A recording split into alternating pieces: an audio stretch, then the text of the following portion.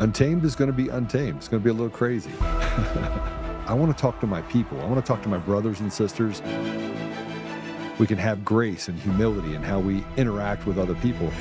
Oh, hot dog, look at you. And nobody talked about what's really happening. And let's have conversations about what truth is.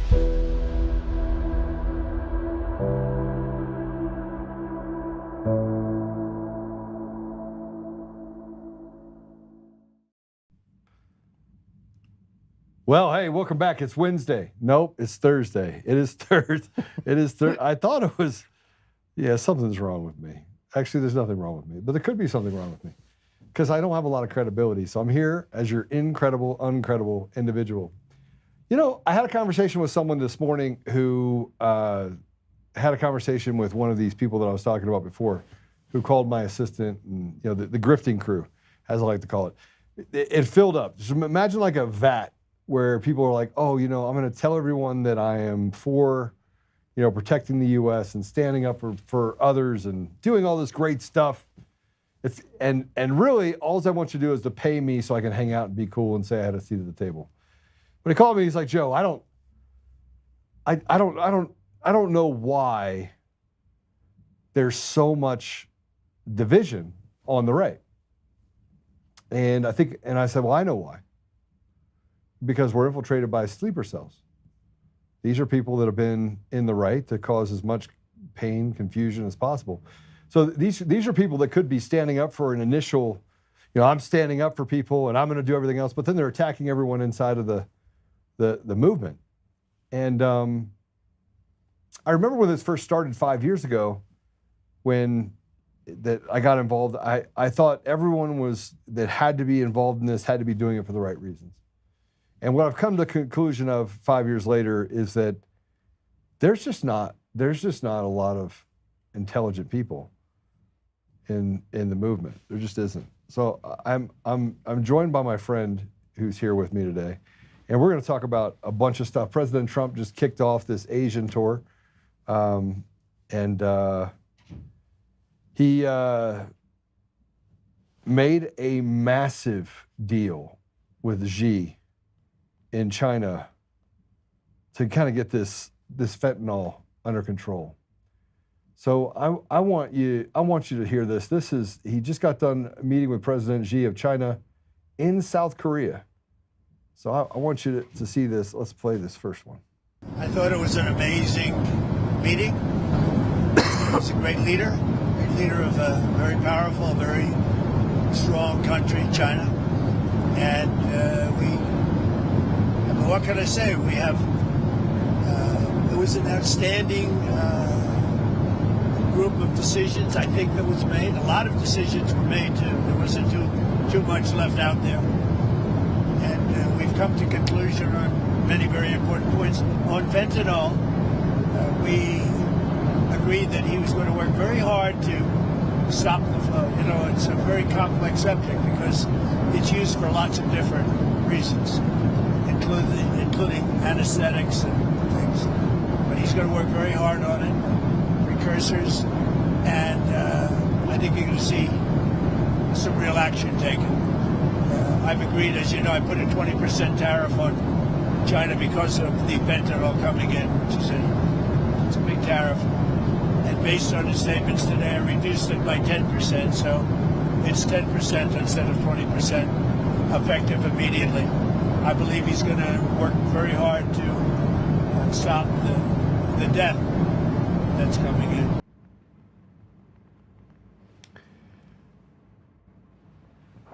You know, it's not something you can really measure very effectively because they've gotten a lot smarter about developing and creating fentanyl even outside of China. So we'll monitor it and see how it goes.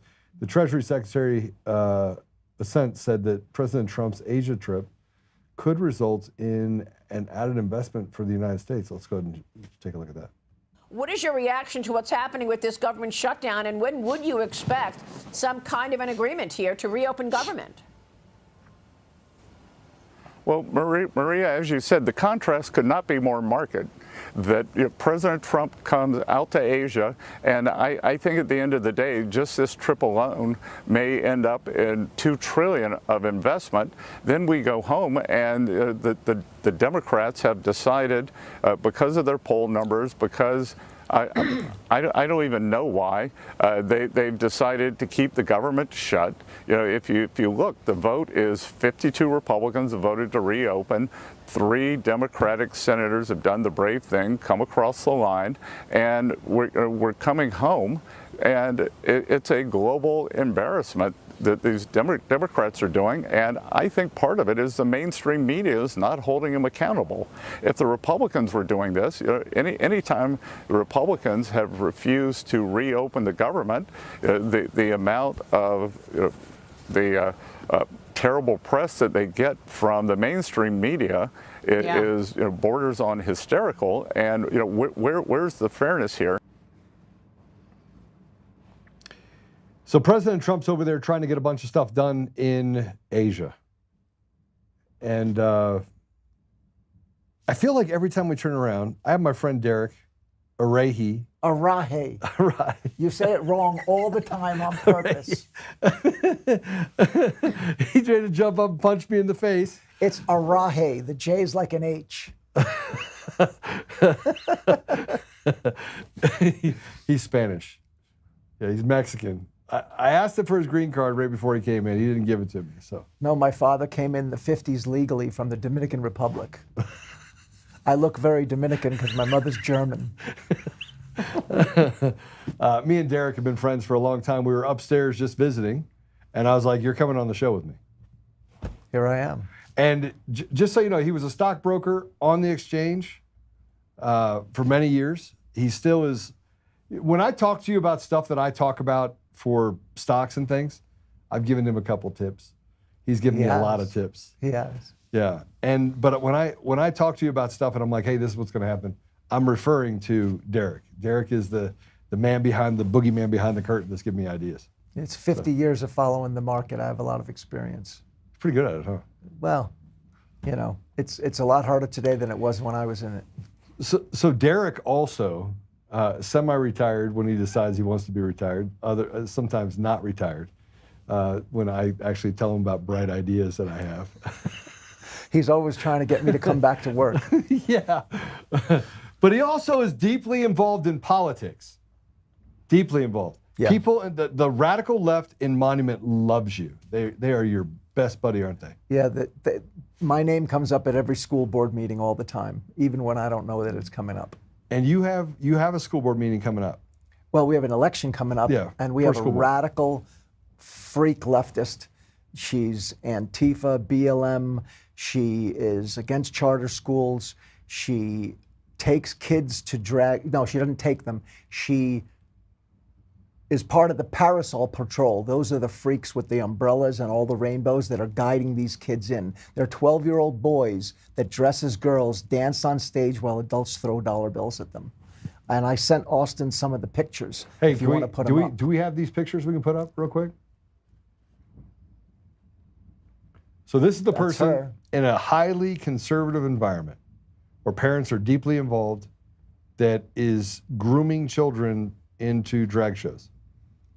I get that right? Here's what they did. Once this was exposed, Jordan Scott from First Amendment Media, he got video. He has video inside, video outside, and he exposed all of this. And I held on to the tapes because what's the point of slamming her unless she's trying to further bad things? Right. Well, as soon as she ran for the school board, I called up Jordan, I got the tapes, I got everything, and we've been exposing it all.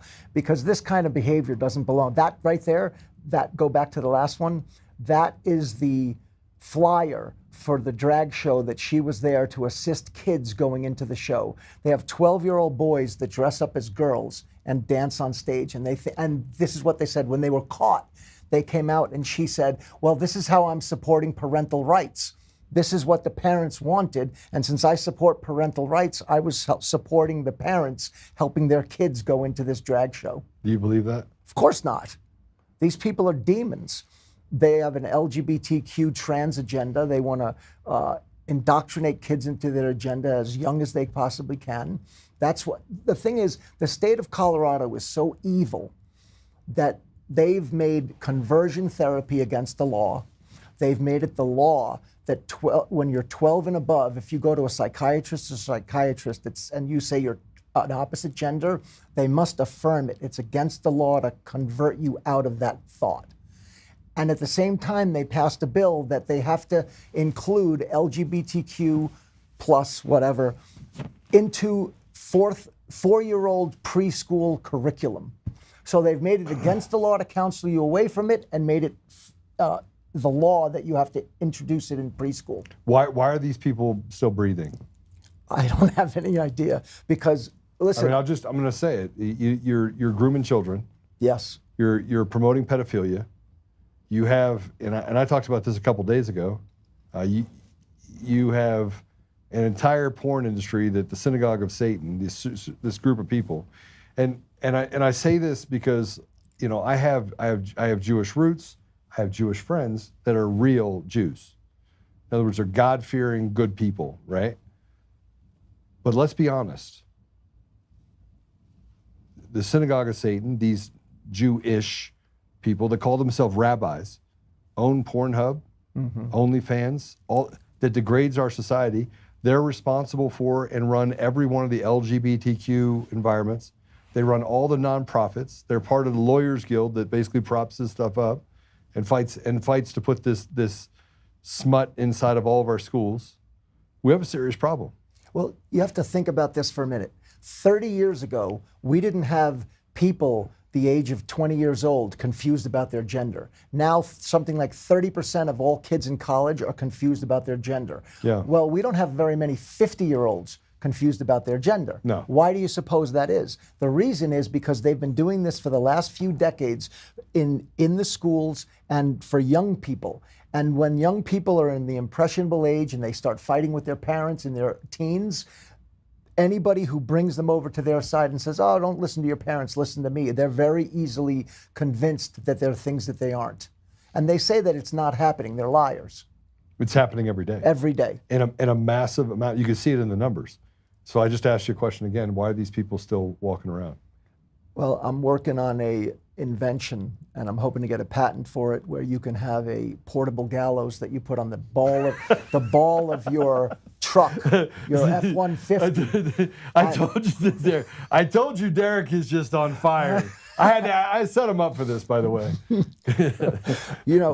Because we're going to need so many of these gallows to take care of so many of these bad people. We need to market it worldwide. Is it going to be like a George Jetson briefcase? Just throw it down. It pops right up. Yeah. Just goes right around their neck. Yes. Stretches them out just a little bit. Yes. We're going to need a far drop with a short rope. I mean, I don't know how you do that. I mean, I guess you could just use buildings. But the back of the pickup truck is really good because at a moment's notice, you can pop it up. He's kidding. Kind of. Kind of.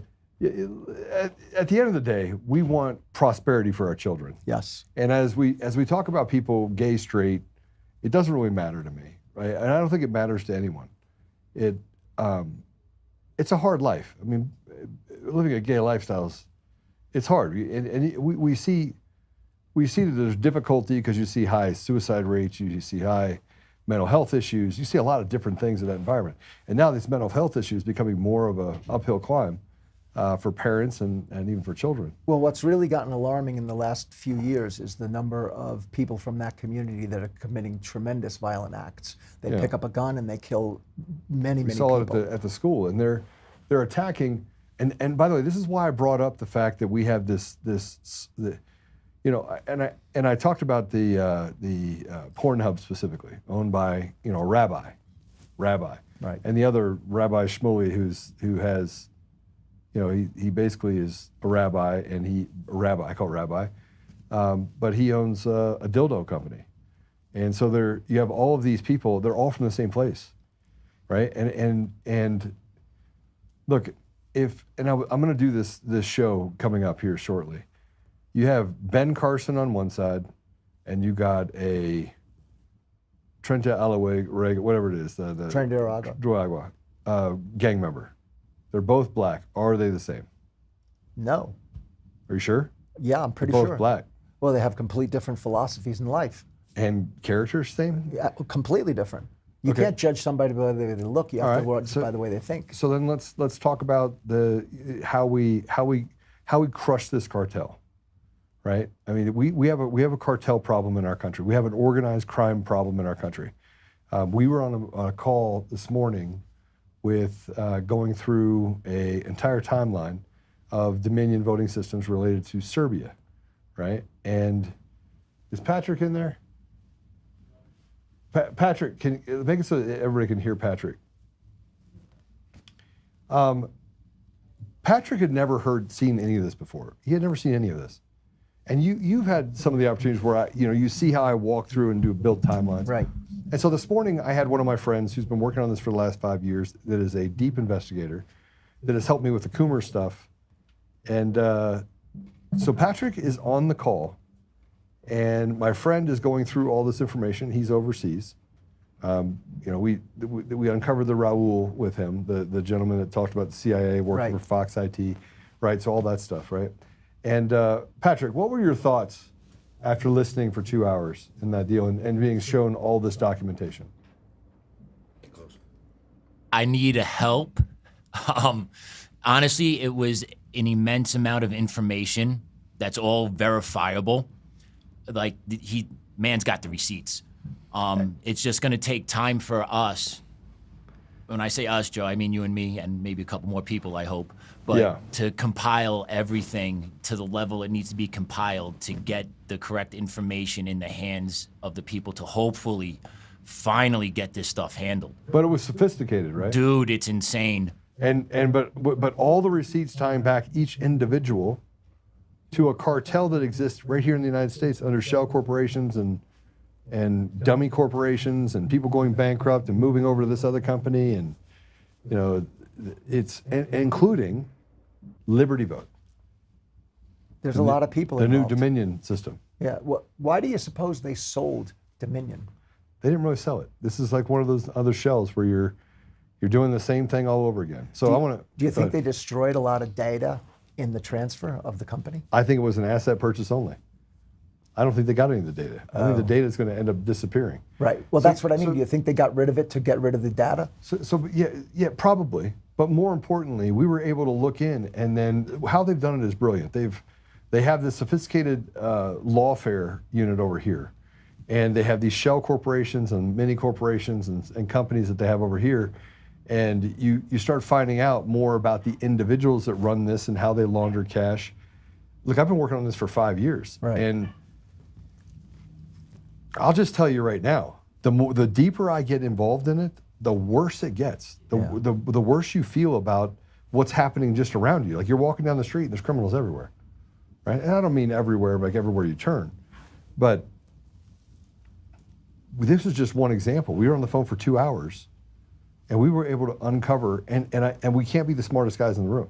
Right. So you got the DOJ, you got the FBI, you got all these guys, and you take them this information and then they sit on their hands, which is what we talked about yesterday with Eric Holt.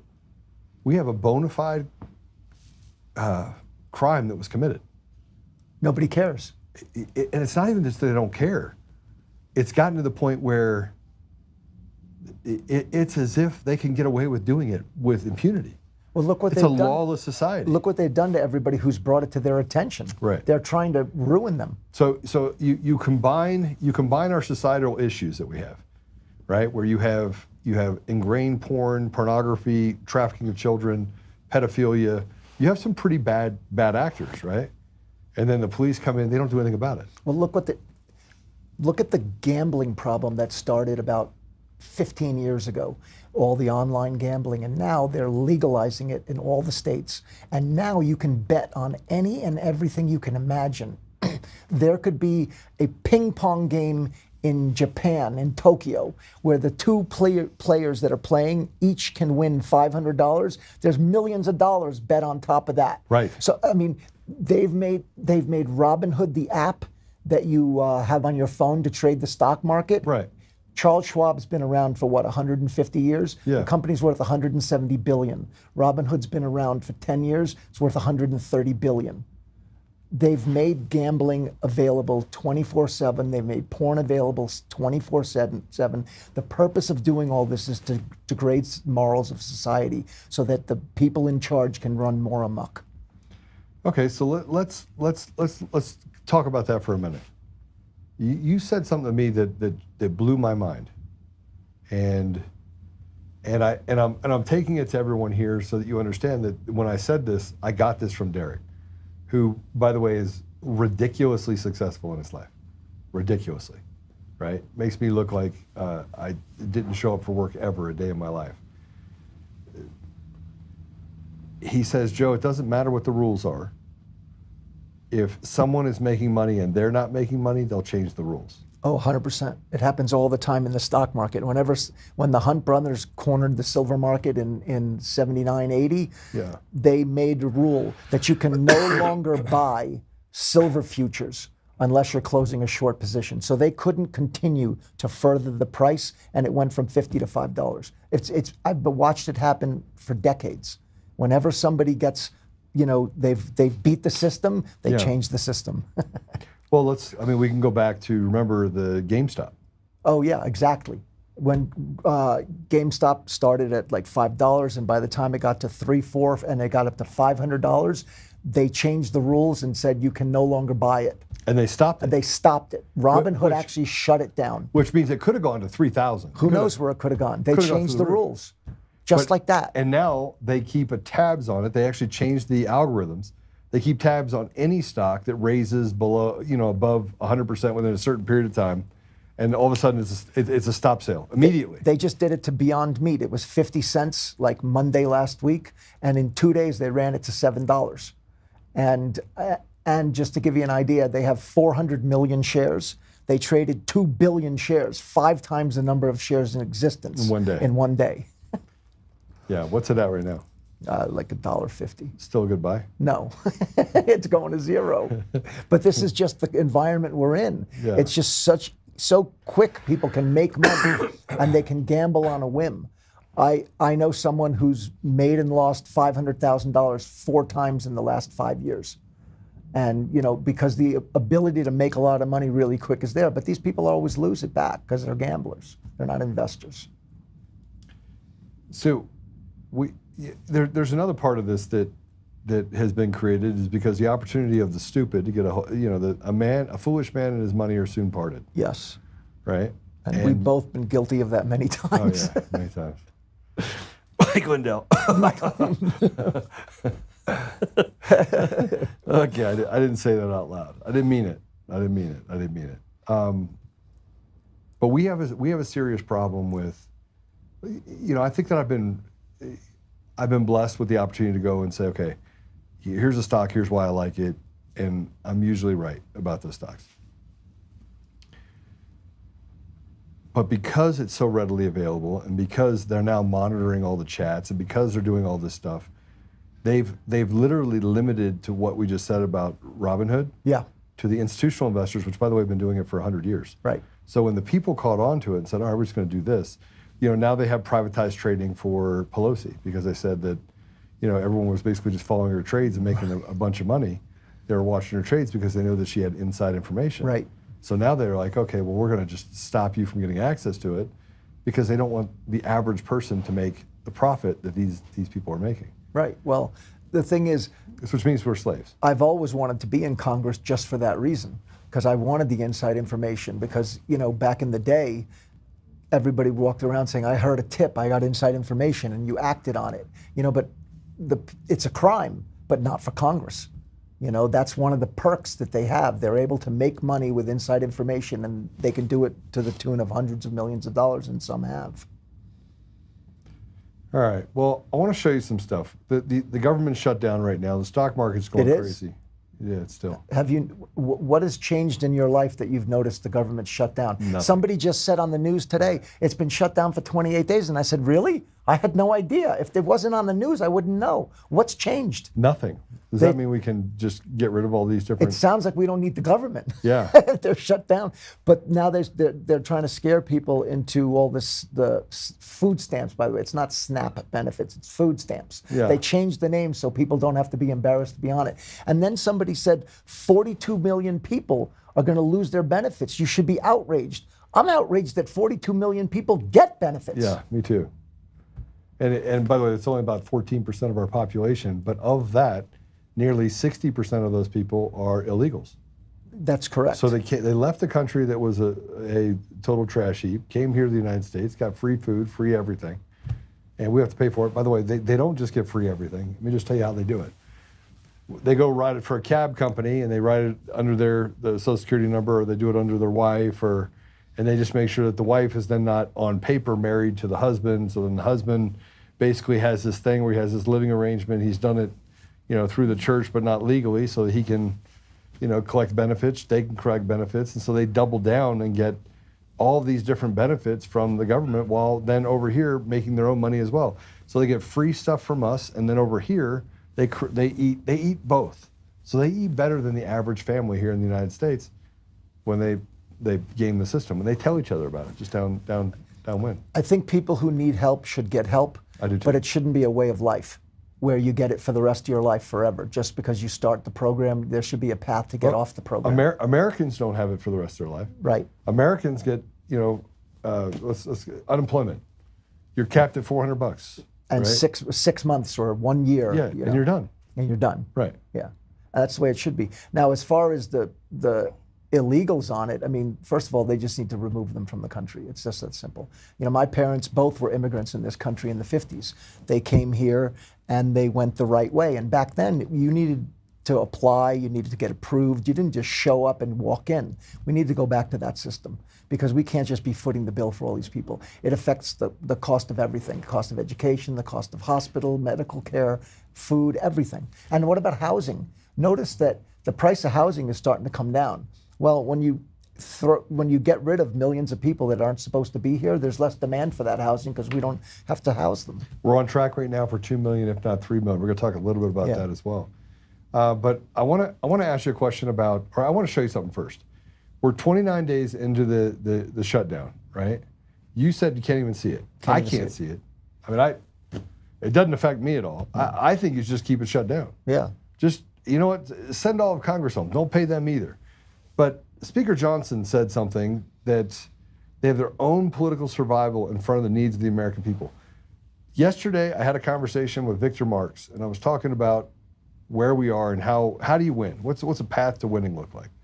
And the problem is that what he has to say is exactly why the American people are always just on the back burner. We're an inconvenience to them living their lives. Let's go ahead and play it. The Democrat leaders in the Senate and the House have put their own political survival in front of the needs of the American people. Exhibit A is Zoran Mamdani.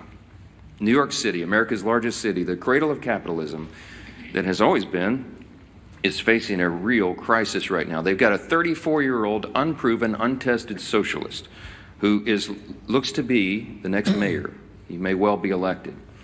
Mamdani winning New York City would be the biggest win for the Marxists, the socialists, in the history of this country. We have, to this point, in nearly 250 years, been able to hold off those kinds of ideas. We've been able to cling to the foundational principles of America, the ideas of individual freedom and limited government and the rule of law and peace through strength and fiscal responsibility and free markets and human dignity. All those things are in jeopardy when the Marxists take over. And it's the clearest sign yet that the Democrats' radical Marxist wing is winning the battle for control of their party. All right, so I want to just point something out real quick. Everything that he said is absolute horseshit. The people don't care about any of that. You know what they care about? Johnny going to school. Right. Having a job, having opportunity, having education, not having their kids be groomed. People today are worried about stuff that, frankly, they should never have to worry about. A teacher telling them that you could be a girl and let's cut off your penis? This is why parents don't want their kids in school anymore. But you still got to pay the big money. Well, you're paying through taxes to pay for those schools. I was just in New York City. It's really changed a lot since I left. really changed. I went to the delicatessen. You know what you can't buy at the delicatessen 3 minutes from where I grew up? By the way, I grew up in Jamaica Estates, Queens. As a matter of fact, I have a picture of Trump's house 4 blocks away from where I grew up. That was the house that he grew up in, 4 blocks from my house. You walk down to the deli, you know what you can't buy? Ham. Why? You can only buy turkey ham. Why? It's all run by Muslims. Why would that even be a thing? I don't know. They don't sell ham. What did you say to him? I said, well, thanks very much. See you later. What am I going to say? You know, it's their store. They could do whatever they want in it. There are no longer people that look like us that grew up where I grew up there. It's Asians, Muslims, and Hispanic people. That's all that's left there. That's why this guy's probably going to win. It's going to be really scary. Some people say that he should win to teach them what socialism's like. I don't think people should have to suffer like that. I think that Well, we suffered for 4 years under Biden. Well, we did. And this is going to be much worse, and here's why.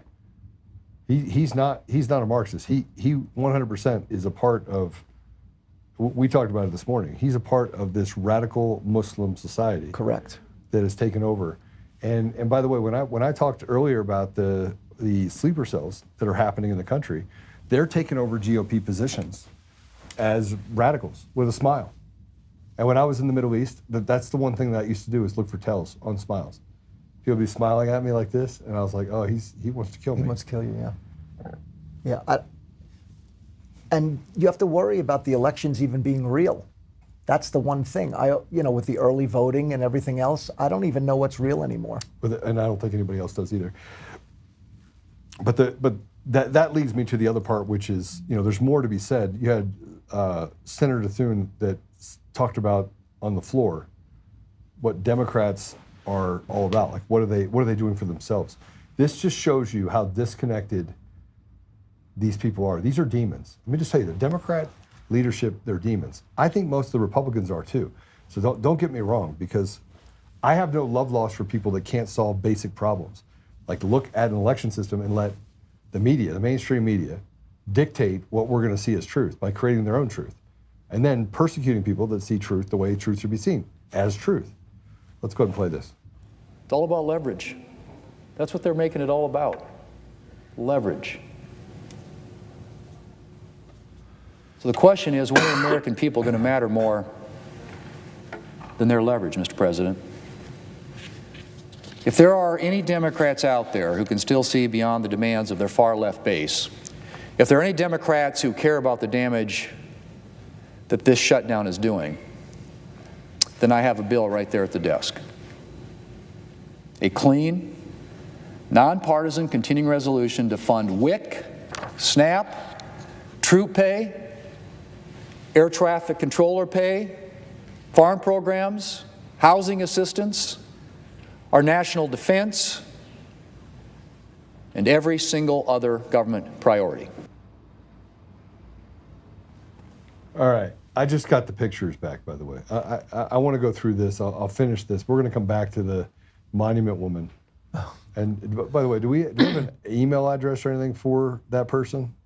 For the one running? Yeah. Do we have a phone number? Do you have a phone number? I don't want to. I'd love to put her phone number up here so people could call her and tell her what they think. I don't have her contact information. Jess, and probably terrible. I don't have it for that very reason. Yeah, I'm all about it, because what I'm about to show you after this is going to blow your mind, right?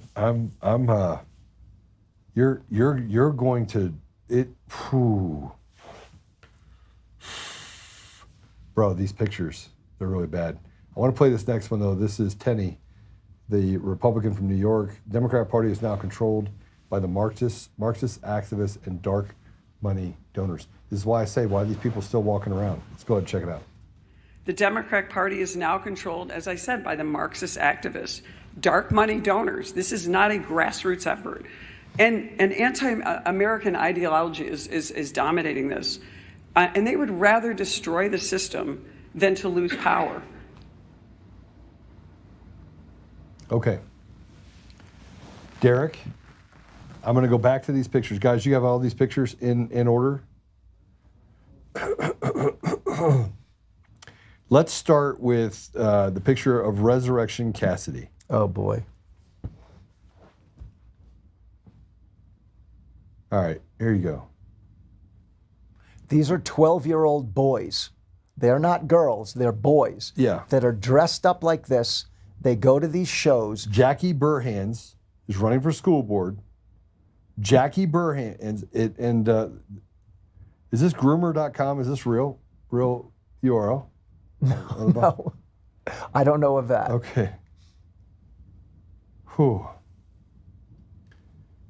So they have a preaching truth and repentance to woke child drag pastor, Alicia Erickson. So they're making fun of religion. There's a pastor in the Springs, in Colorado Springs. Do you know who Burhans is? Yeah, of course I know who she is. Really? Do you know what she is? What do you mean? Do I know? She's a synagogue of Satan person. Documented? Documented. I did not know that. No, documented meaning she's a faithless atheist Jew. Oh, well, I don't know about Jew, but she's definitely faithless. 100%. 100%. Yeah, well, she's... By all my reports, that's what I was told very clearly, that she was a synagogue of Satan person. She's a faithless atheist Jew. Well, that's news to me. I had no idea. Well, I mean, yeah. I'm not surprised. Everywhere. It's like a little group. It's like a group of people. It's like Satanists. They're everywhere. Well, they have a whole cult of these people in Monument that all they want to do is push their LGBTQ agenda. Software product manager at IBM escorts children into drag shows. Well, she didn't escort them in, she says. She says she was helping the parents preserve their parental rights. Get out of here. I got more pictures for you. So you saw the picture of this person? Wacky Jackie. Put up the Wacky Jackie, the choice for D30. There's that one. Go to www.groomer.com. Here she is. Jackie Burhans, Synagogue of Satan. Indoctrinate children, champion pathways, engage the community. Groom, groom, groom, groom, groom. Sounds like a car that I wouldn't want to ride in. Look at the lower right of that. Go back. The lower right, if you can blow that up. Look how old these children are. They're being brought in to this show. And there's a pile of vomit on the floor where they're taking them past a wino to get into this La Burla B in Colorado Springs. There's the vomit right there against the thing. There's a whole syndicate of these child drag shows. All right. Put the next one up real quick. You ready? Wacky Jackie. This is Wacky Jackie.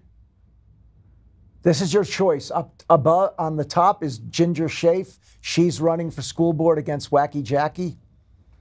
Do you see Wacky Jackie's face? You see that? Dude, these people are sick, bro. These people are very, very sick. But it gets sicker. Now, get this. So at a forum for these candidates, both candidates were asked how they feel about boys and girls, bathrooms, sports, and so on. Well, Ginger came right out and said, I'm completely against it. Jackie spent 2.5 minutes discussing anything but being able to say that she's against it. Because she's for it. That's what she wants. She thinks they should be able to go wherever they want.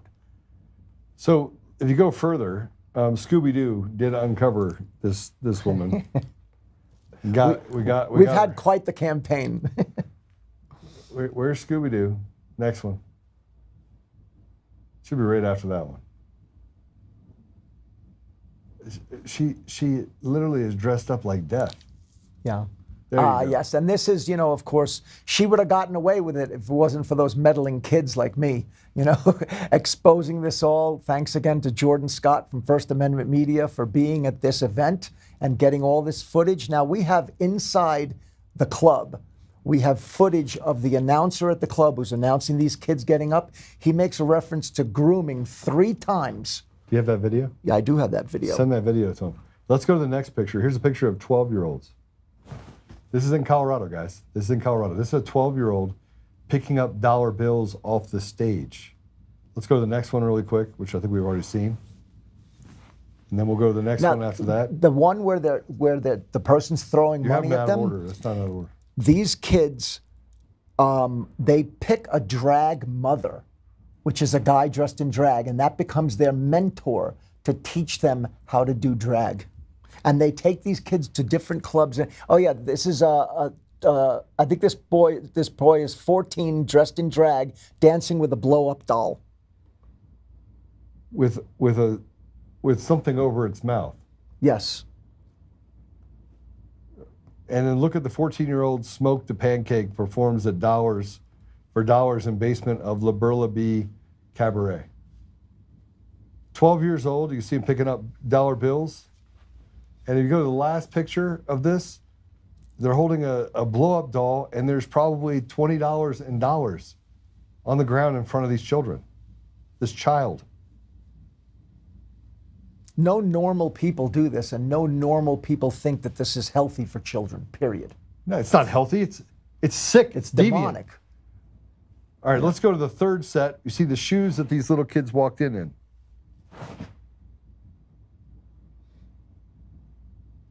And then you have this freak standing up wearing all sorts of rainbow everything.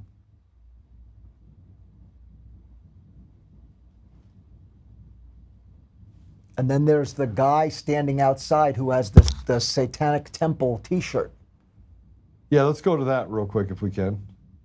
And the husband of the woman running for the school board is standing next to that guy, real chummy, for a great portion of the video that we have. Wow. All right, so I want you to go all the way to the pictures, if you could, of the person pushing or pointing out. Now, we did gray out the kids' faces because obviously it's rather disgusting. And who is this freak? Who's this freak? Look. Oh, that's the husband of the person running for the school board. That's James Howell. He's a community organizer. He's a different last name. Different last name.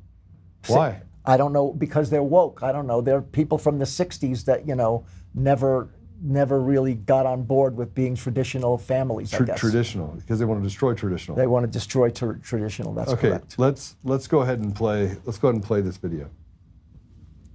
You are? Is it? I mean, this is unbelievable. The thing that's really remarkable is that they didn't know any of this footage existed.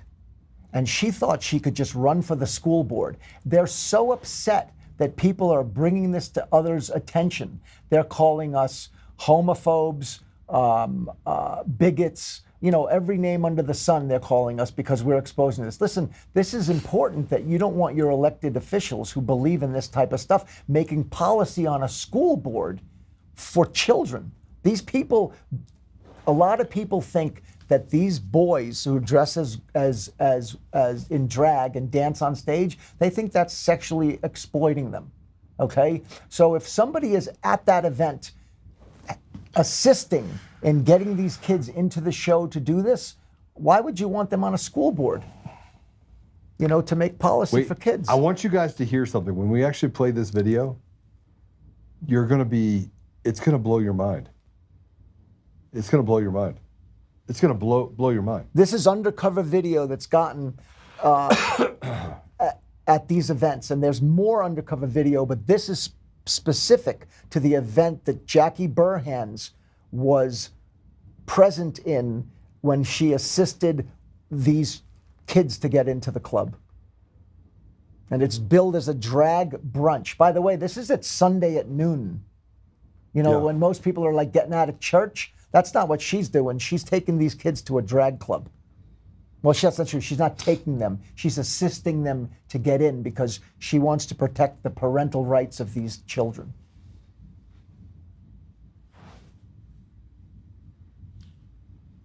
Ed, let me see. You got it yet? You got it? I have a couple more pictures. I mean, there's so much video of this stuff. We're gonna put up. I'm going to find the information for this woman. I'm gonna put it out there. So each one of you can actually call and let her know what you think of grooming children. All right, we got it? Don't test it, just play it,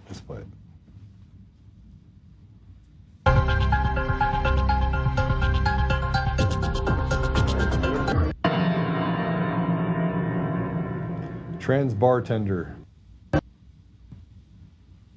Those are all the paraphernalia on the wall for that strip club.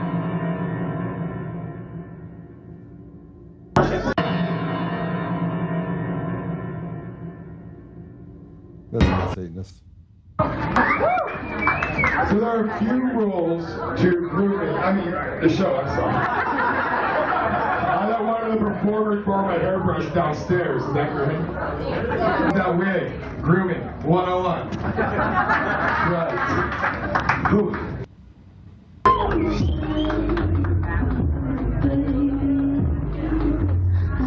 This is a child.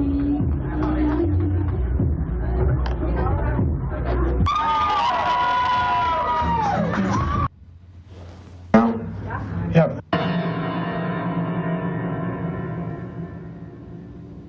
Four months of grooming. I mean, performing. Jeez, I keep getting that wrong. Wow. I think it's a big joke. I need to read my script. They've been performing for 4 months now. They are the child of two amazing, legendary burlesque performers here in Burnaby.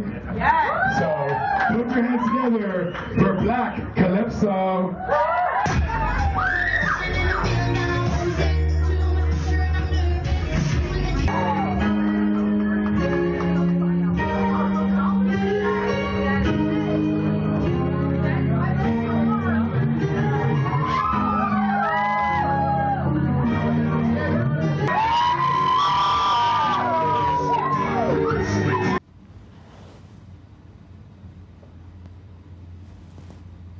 Can you imagine? You see how young those kids were in that video?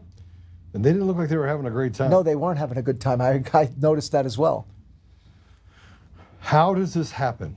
How does a person run for school board knowing that they're groomers? How does this person think that they can get this past the voters and their neighbors and think that they are the appropriate person to be making policy for children if they support children doing this?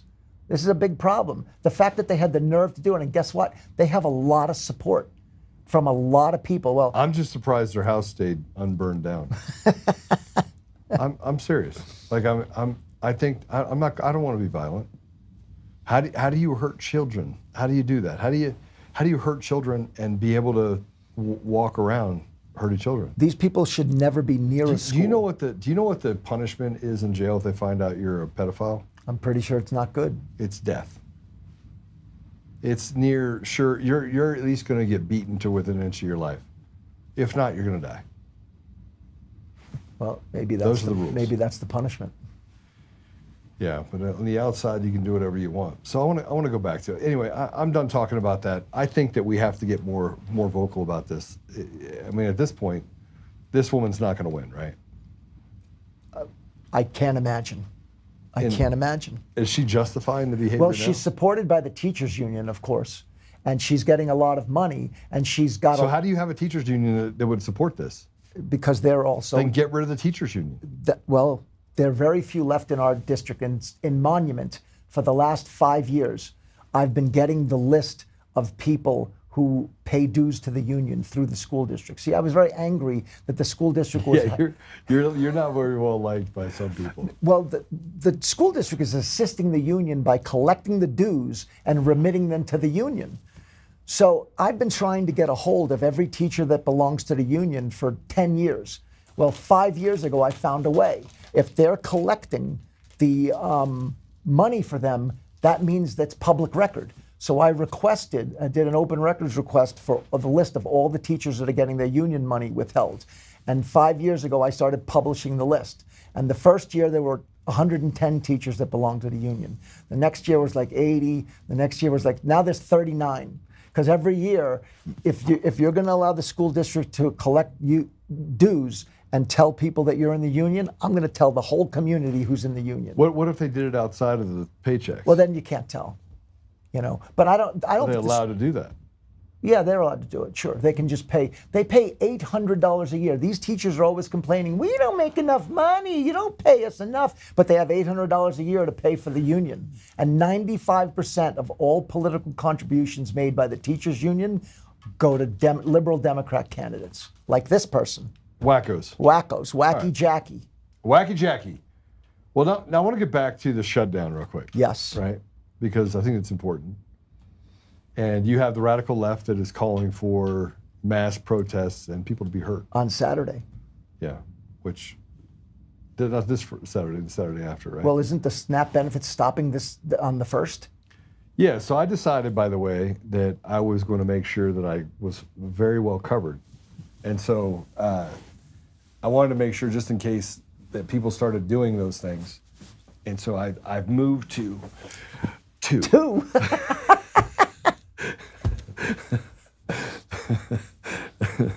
Oh, right? Yeah, why not? You know, I hope you have extra mags too. I do, because you're going to need them.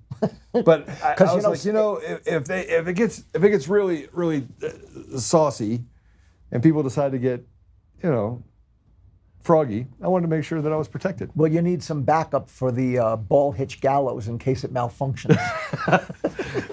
And people are like, "Oh my gosh, Joe, you're being that could be violent." Joe said he showed a gun. He brandished a firearm on a show. The horror. What do you mean I brandished a firearm? On a show, it is not called brandishing a firearm, just so we're clear. We're clear. Right? I mean, are you offended by my gun showing you? I wish you had a bigger mag. I wish you had more capacity in that magazine. Speaking of that, just so we're clear, there's these new rounds out. These are called G9s, right? See, they spiral, so they go through a window at the same trajectory as you fire them. Because anybody knows when you shoot in the glass, it goes up or down, or it can go anywhere. This doesn't. Do you sell them at DCF? I do. Derek buys a bunch of stuff from us too, so he's a regular. I had to like squirrel there for a minute because you said Saturday they're going to be doing stuff, and I'm going to tell you that we have had this run on DCF over the last couple of weeks because people are like, I'm not. They're gonna start attacking people. I'm going to start shooting people. Right. And I say that very flippantly, but you don't want any people. I don't want people to suffer. Now I have a video. I didn't see it in here, but I have a video that I put up yesterday. Can you guys grab it real quick? I put in the prep. It's the one about. I think it's the Instagram one. Yeah, it's the Instagram one. Can you pull that up? Did you ever pull that down? It's literally just above the, yeah.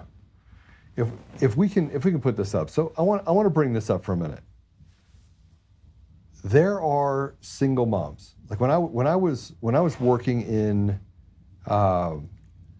nonprofits, like working in United Way, and I was like, okay, let's really solve the problem, right? And I've seen how they don't solve the problem. Like I know how governments waste money because they don't give a shit. Right. Right, they want to go to cocktail parties and give, philanthropists. They want to put money in the bucket and act like things are good. They'll have one or two or three examples of what a child that gets access to opportunity looks like. It's like winning the lottery. Right. But a vast majority of them do nothing. And so I was this guy that came in with this breath of fresh air, by many accounts. Like people would say at the United Way, like Joe just wants to solve the problem, wants to work the problem. You'd have. Salesforce wanted to come in and have spend $30 million. I said, this is the biggest waste of money I've ever seen in my life. We can build this by containerizing one of the programs you already have inside of off-the-shelf Salesforce that collect data and everything else. And $30 million later, they had nothing to show for it. They don't even use it anymore, right? So, but my job when I was coming in was, how do I help moms? Right. Single moms. Right. So they'll keep their children, and at that point, before 2020, I didn't know that they were grooming kids. I just thought that kids were getting weird. My kids went to a Christian school, right? I didn't have problems. What they had problems with was the fake Christian behavior that happens in Christian schools, right? And the drugs and the sex and everything else that happens while you're saying, hey, pray over here. Hey, Mickey, you gotta meet me after school, right? That's what they had to deal with. But I came up with ideas that could solve that problem. The highest paid position for a single mom is a barista. They can go in, they make, if you do really well, people will keep coming back. You make tips and you'll make about, say $40, $50 an hour, $60 an hour. That's a lot of money. That's a lot of money for a single mom, right? So they can make $200 in a 6-hour deal while the kid's at school. Make $250. You do that 5 days a week, and now you're making $4 or $5 grand a month, and you're not having to work a lot, right? Right. And you take care of your kid. But what I found was that nobody really cares about these people. Like I was in the middle of it, And I would make these suggestions. And they resisted all of them, didn't they? They resisted every single one of them. Yeah. And they liked simple, what I call one-hit wonders. You know, let's buy 10,000 pounds of beef so we can feel good, feed them, but 10,000 pounds of beef is gone within minutes. So you're really not teaching them anything. Right. Well, now we're not teaching them anything. We take away their SNAP benefits, and you treat them like animals. How do you expect them to act? They're going to act like animals, you know? And what's good for you should be good for our leaders too, right? Right. I mean, would you expect you to get paid if nobody else got paid? If you ran a company, would you expect to get paid first and screw your employees? No, you have to be on an even level. Yeah. In that regard. So I want to play something really quick. If you think that it's the Democrats or Republicans, it's problem, all of them. It's all, and I'll show you why. Right here, play it. One of the hosts suggested that members of Congress should refuse to take their paychecks during a shutdown. And what did the senior Democrat senator from Vermont say? He said that some members of Congress couldn't afford to go without pay. Does he think that other Americans can? The junior Democrat senator from Arizona told NBC News near the beginning of the shutdown that he couldn't afford to miss his paycheck. This was his quote: "I'm not wealthy, and I have 3 kids. I would basically be missing, you know, mortgage payments, rent payments, child support. So it's not feasible, not going to happen," end quote. Does he think they don't have mortgage payments, rent payments, school expenses, electric bills? The junior Democrat senator from Minnesota stated that she would not be foregoing her pay because she's continuing to work. Because she's continuing to work. Do Democrats even hear themselves? What do you think of that? Well, it's obvious to me they want to destroy this country. I think Democrats really want to destroy this country. They've been trying to destroy it since 2016 when Trump got elected. Everything is bad. They investigate people. They create chaos everywhere they go. All those riots, all these Antifa people, they just want more and more chaos. And guess what? This was their opportunity to create it on a mass scale where 42 million people are not going to get their food stamps. I think they want it to happen. I think that this is their goal. I want to share with you something, if I can. This is a text message from a friend of mine. I've known her for a long time. Married, has 2 girls. And I just, she sent me a text that says, this government shutdown is bullshit. I said, I think it will end here soon. They have to. In order to break the demons, we have to shut down the government. It has to happen. She goes, I'm really going to need it. I fully agree that we shouldn't be funding illegal immigrants' health care. But can the effing military get paid, please? Her husband's in the military, serves honorably. I said, yeah, that crazy that they are affected, is what I said. She says, because we can't pay the mortgage if we don't. I never have seen a career that someone can be like, well, you're not getting paid, sucks to suck. And I said, I can loan you the money for it. This is what I said to her. No. We have some stuff in place just in case. And I deliver a piece of your soul for even offering. I just don't understand how the two things should ever correlate. The government can't agree, so its protection is punished. Makes 0 sense.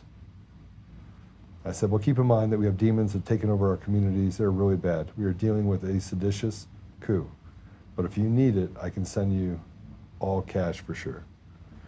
So this is just one person that reached out to me to say, it's a friend of mine, to say, I don't know what we're going to do.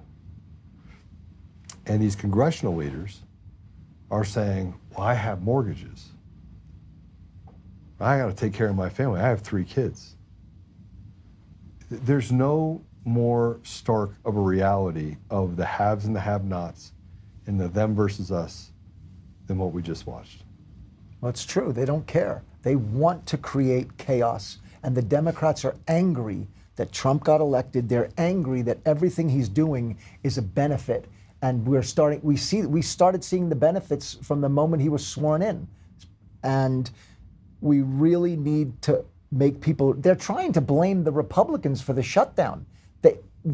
he just put a bill on the table that can make everything the same way as it is tomorrow. They don't want to sign the bill. They want to see the people in need the most desperate. Because they become useful idiots. Correct. For the radical leftists. Yes. So I think what we should do is we should publish all of the Democrat senators and congressmen's home addresses so that the people can go in front of their families, their wives and kids, since they're getting paid. And ask for handouts. And no. And just make it so that they have a 24-hour. I think that Antifa should be in front of their houses, right? Oh, that's right. They won't do that because they want to ruin the American society. They want to ruin our communities. Our team never does stuff like that. That's a very leftist thing to do. I would do it. I'd do it in a minute. Listen, I've been playing dirty in my town in politics, you're really since I moved there 15 years, 18 years ago. I brought the New York style of campaigning to Monument, and people in Monument were shocked. Oh, this is horrible. These people tell the truth. We can't have that. Well, I want to show you something. This is a Fox News deal. There's an 8,000% increase in violent and against death threats ICE. Against ICE.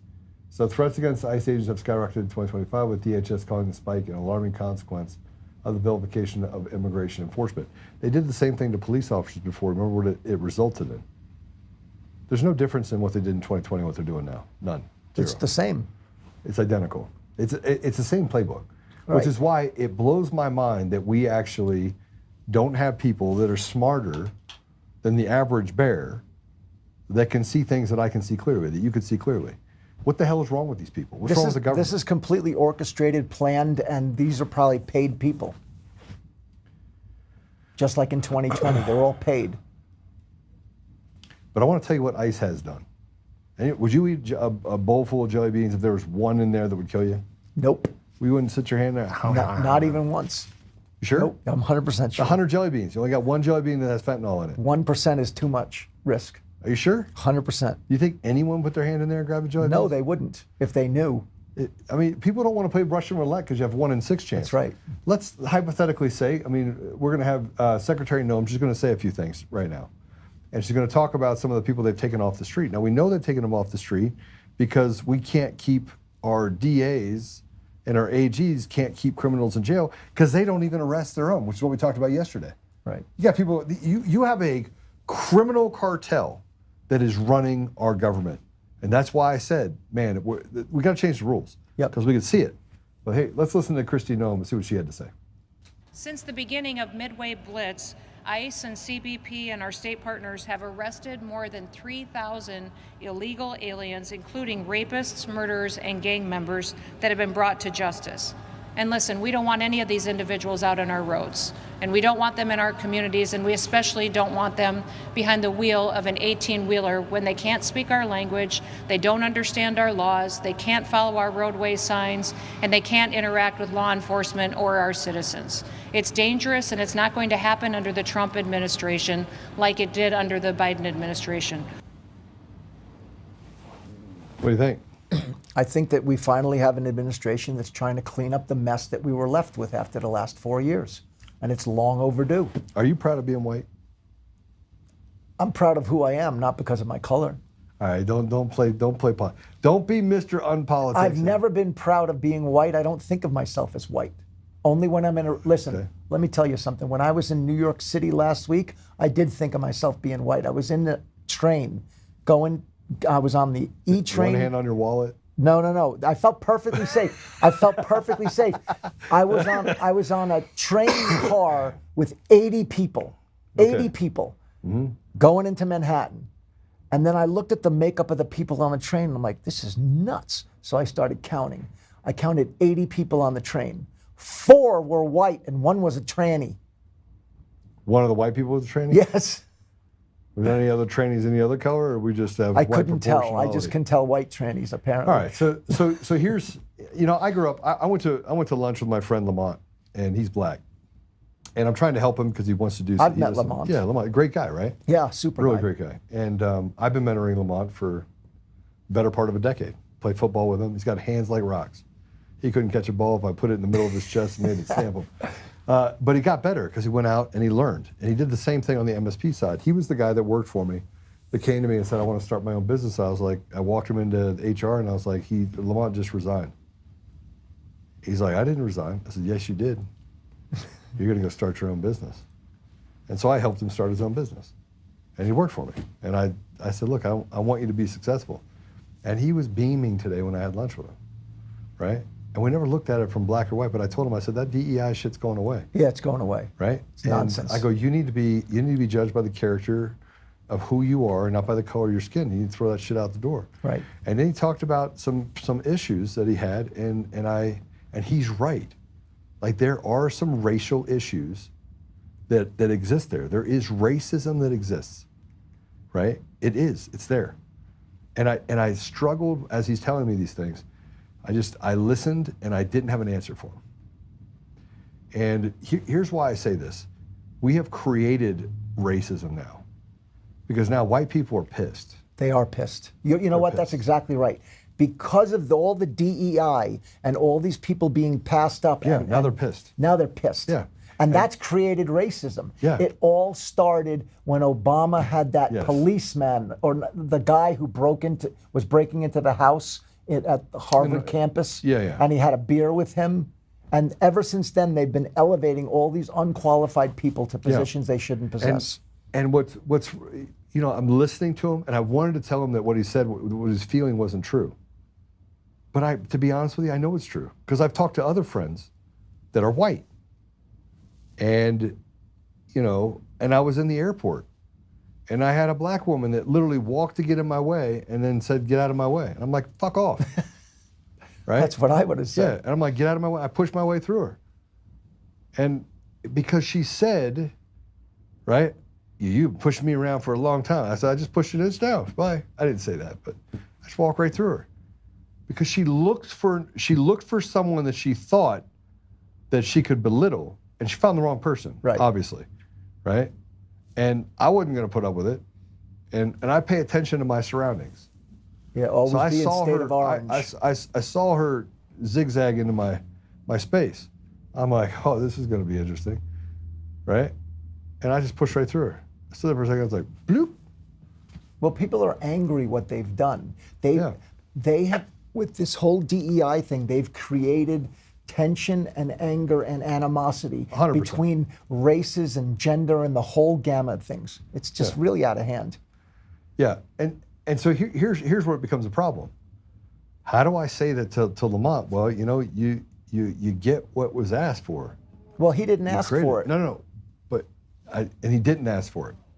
But what I'm saying is, societally, they've created the synagogue of Satan. Have I believe this group of people is orchestrating a narrative that is leading us to a place. Now, keep in mind, synagogue of Satan people have also said, we ain't white, we're Jewish. No, you look whiter than snow, you're white as hell. You're white. No, we're not white, we're Jewish. We're not white. Right? It's like a whole new race, right? It's like they're different, right? They're not brown, they're not black, they're Jew. It's a new color. Is that right? Yeah, it's a new color. They're not. You know that? No, I didn't know that. Yeah, they say they're not white. I did not hear that. Yeah, they say they're not white. Put up the comments. You can see it. They're saying it all the time. Oh no, we're not white. We're Jewish. I'm like, wait, what? So what color are you? We're Jewish. Okay. You're white as hell is what you are, right? But you can see this kind of happening. And look, I believe, I'm going to just tell you right now, just like what I said, Ben Carson over here, Trelo Alawagwa, whatever it is. I always make fun of them. The Tranny Aguas. The Tranny Aguas over here. This guy, just got done gangbanging Ben Carson. 2 black people. Are they the same? Nope. So we have to start differentiating between people and being smarter than the dumbasses that are making us stupid. Right? I agree. So I ask you, are you proud of being white? I guess I am. What? I don't know. What's the right answer? And the reason that you even ask yourself that is because they have instilled in you white guilt. Of course. Right? That's the whole purpose. If I say I'm proud of being white, then you can have black pride, you can have Asian pride, You can have pride, whatever that is. Right. Tilted wrist pride. They get a whole month. Right? They get a whole month. Black people get one day. No, they get a whole month. They Bitch. get the month of February. Oh, black people do? Yeah, I think Black History Month is February. Then June is for the gays, and we don't.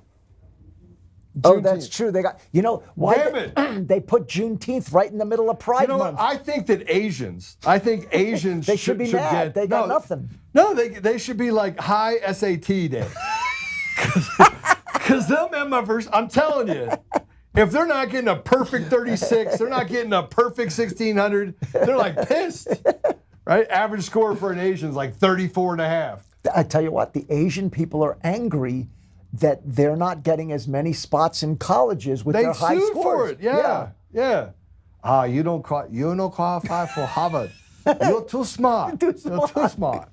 We need you're not anarchist. You're not anarchist. You're not allowed here.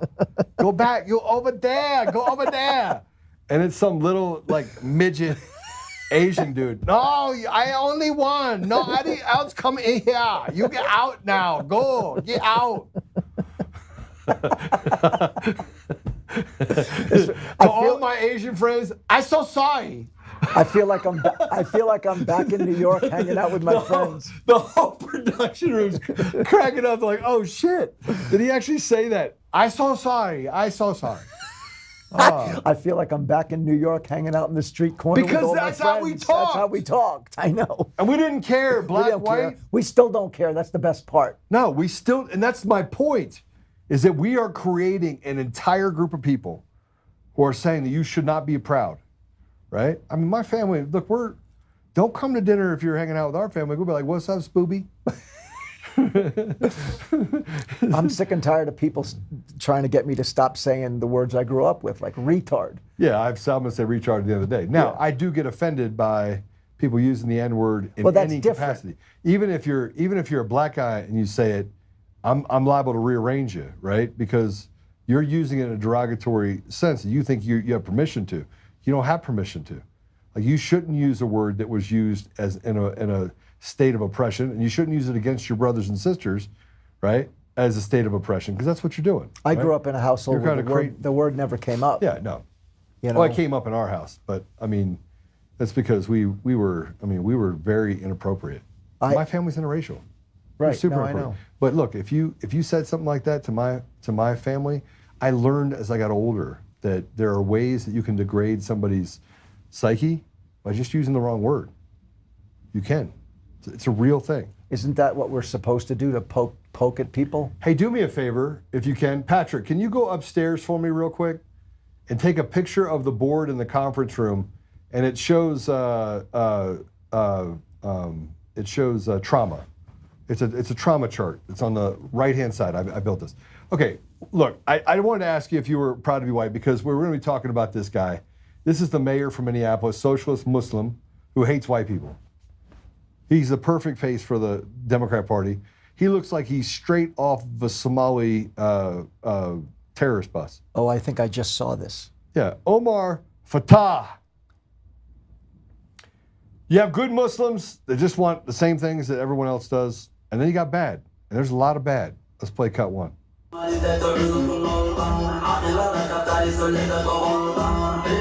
Assalamu alaikum. Assalamu alaikum. Somalia. Hiran State. Mawisle.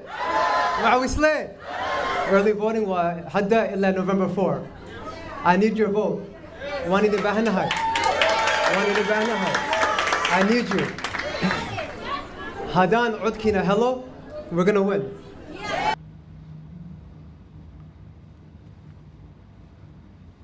That's scary. It's very scary. Because you actually don't know what he's actually saying. Just like you can't get ham. By the way, it's not just a Muslim issue, it's a Jewish issue. Wews don't have ham either. So there's a underbelly that's happening that is an alliance that we're not paying attention to. We're not paying attention to it. Here's cut two, here's Omar Fateh. The real domestic threat is, play it. Heard them being called terrorists. We heard them being called drug dealers. We heard a lot of insults. We heard that they're a threat to our national security, and that's a flat-out lie. You want to know who the real threat is, Madam President? I'll give you a hint. They don't look like our chief author. They don't look like the folks up in the gallery. They don't look like the folks on the rotunda. They look like many of the members that sit in the front. And you don't have to take my word for it. According to DHS, Madam President, the greatest domestic threat facing the United States comes from, quote, racially or ethnically motivated violent extremists, specifically those who advocate for the superiority of the white race, not our immigrants. We are safer and we're better off because of them. Safer and you're better off because of the drugs that are on the street. Tell me which city in the United States is actually safer today than it was 10 years ago. I don't know a single one. Tell me a city that has less crime than it was 10 years ago. None. Show me one that doesn't have degradation or doesn't have a higher murder rate than it was 10 years ago. Probably none. I don't really know. I know that the murder statistics back when I was growing up in New York in the 70s. Yeah, we're higher. They were 1,800 murders a year in New York City. Now they're substantially less. But I don't know why that is. It doesn't feel safer. SSRIs? Well, that's part of it, maybe. Yeah. Yeah. There's a real problem because I want you to see this. This is a candidate, this Omar Fateh. He barely uses English. We're in the United States, and he's not going to win. He's not going to win if the elections are free and fair, which they aren't if you use machines or mail-in ballots. Right. But let's go ahead and play this. This is, yeah.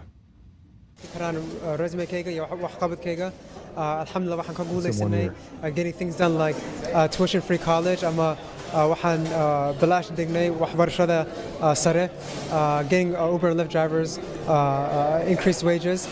At the city level, we can get those same improvements for our Dalinyero, for our workers, people that are whether immigrants or undocumented immigrants, providing them opportunities to start a local business. Providing them opportunities to start a local business. Let me finish it for them. Is this what opportunities look like? Differentiating, saying you got to be a gay Uber driver or you got to give free education? No, he only wants to help, a certain group. If education is about indoctrination, do they really learn anything? No. And are they likely to have any sort of ability to think for themselves or to create opportunity for themselves? No, that's the whole point. The whole education system doesn't do that. The education system has gotten worse and worse. I think that's one of my biggest issues is that we have village idiots like this stick figure, whatever he is, Somalis, who doesn't understand anything about America, who said it's violent white people. Well, they're trying to implant themselves in areas and take over the area and then expand and expand and expand. They've done it all over Europe. There's so many places in Europe now which is run by all Muslim people. So you know what this leads to, by the way? War. Well, sure. And we're headed towards it. I used to think... And we're in a lawless society right now. Right. Well, they allowed so much crime to go on in the cities starting in 2020 with all the Summer of Love that people feel emboldened to be able to just fight back. The thing is, we will never start the war. We're only going to react. And that's what makes us different. They're willing to start the war. They're the people with the ideology that's violent. Our side is not usually a violent side. Yeah, I just kicked somebody out, by the way. Out of where? The thing. I hope I didn't kick out the wrong person. If I did, you're going to have to send me an email, but I kicked you out because I saw somebody put something in there about food and trying to advertise on here. If there's a hissing in my mic, let me know. I just saw that you said something about a hissing in my mic. If there's a hissing in the mic, guys, you need to fix it afterwards. All right, so I want to show you something else. This is Somali, not Minnesota. This is Minnesota Democrat Mayor Jacob Frey is trying to please his local Somali Muslim population, doing their dances in a room filled with Somali national flags, not American flags, Somali national flags. This should be illegal. Go play it.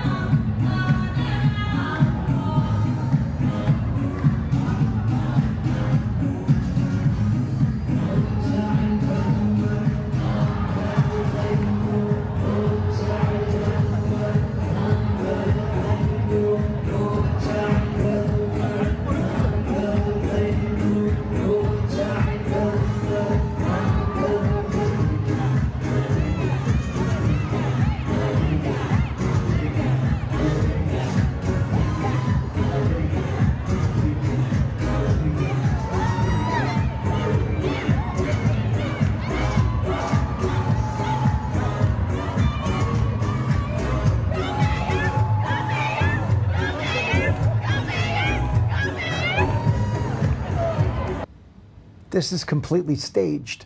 Yeah, it is staged. 100% staged. I mean, everybody had a flag. It was all colorful. Where was this, in a mosque? No, it wasn't. Look, I don't have any problem. I tend to know a lot of people. Last night, by the way, I was at the basketball game. The Nuggets just absolutely smashed this other team, the Pelicans. It was good to see Jordan back on the court. But so I was at the game, and I know a lot of people. So I'm there, and this guy's like, "Hey, I'm a dentist." And shout out to my friend Paul and my friend Colin, who run a very successful dental practice down in the Springs, near you.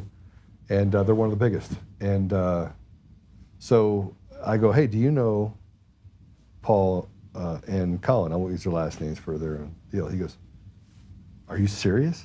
I work, that's where I work. I work with him." He's an endodontist. "I work with him." And I was like, "Really?" He's like, "We gotta take a selfie." So I took a selfie. Everybody around me is like, "How do you know this many people?" So I know a lot of Somalis. I know a lot of Somalis in Minneapolis. I know the ex-Somali president that I met with years back at the National Prayer Breakfast. So I know a lot of people in that environment. And a vast majority of Somali people don't support any of this. But as you talk to some of them about what they're dealing with, they really just want to break free and become Americans, but they can't. They're held hostage. And I just want to point out the fact that it's not just, like we think that they're all on board with this. They're not on board with this. Why do they feel compelled to be? They are forced to be. And that's why I know the little stick figure won't win. Here's one thing Somalis do know very well. Somalis do not represent Somalis very well. A Somali gets to a place of authority, forgets about where he came from almost immediately. They have zero regard for the people around them, zero, right? Because what motivates them to get in that position is not to help the people. It's to help themselves. Yeah, which is, it's cultural. I want to tell you this is, as we start looking about what's happening in Minneapolis, we've got to stop this trend. And look, I don't care if you come to this country and you're Muslim. We're a Christian nation, period. You want to be Muslim? You can. You want to be Jewish? You can. You want to be Hindu? No problem. Sikh? Go ahead. We don't care. I do care about assimilation to the society that we have and not doing what is just happening in Dearborn, Michigan. Let's go ahead and play it.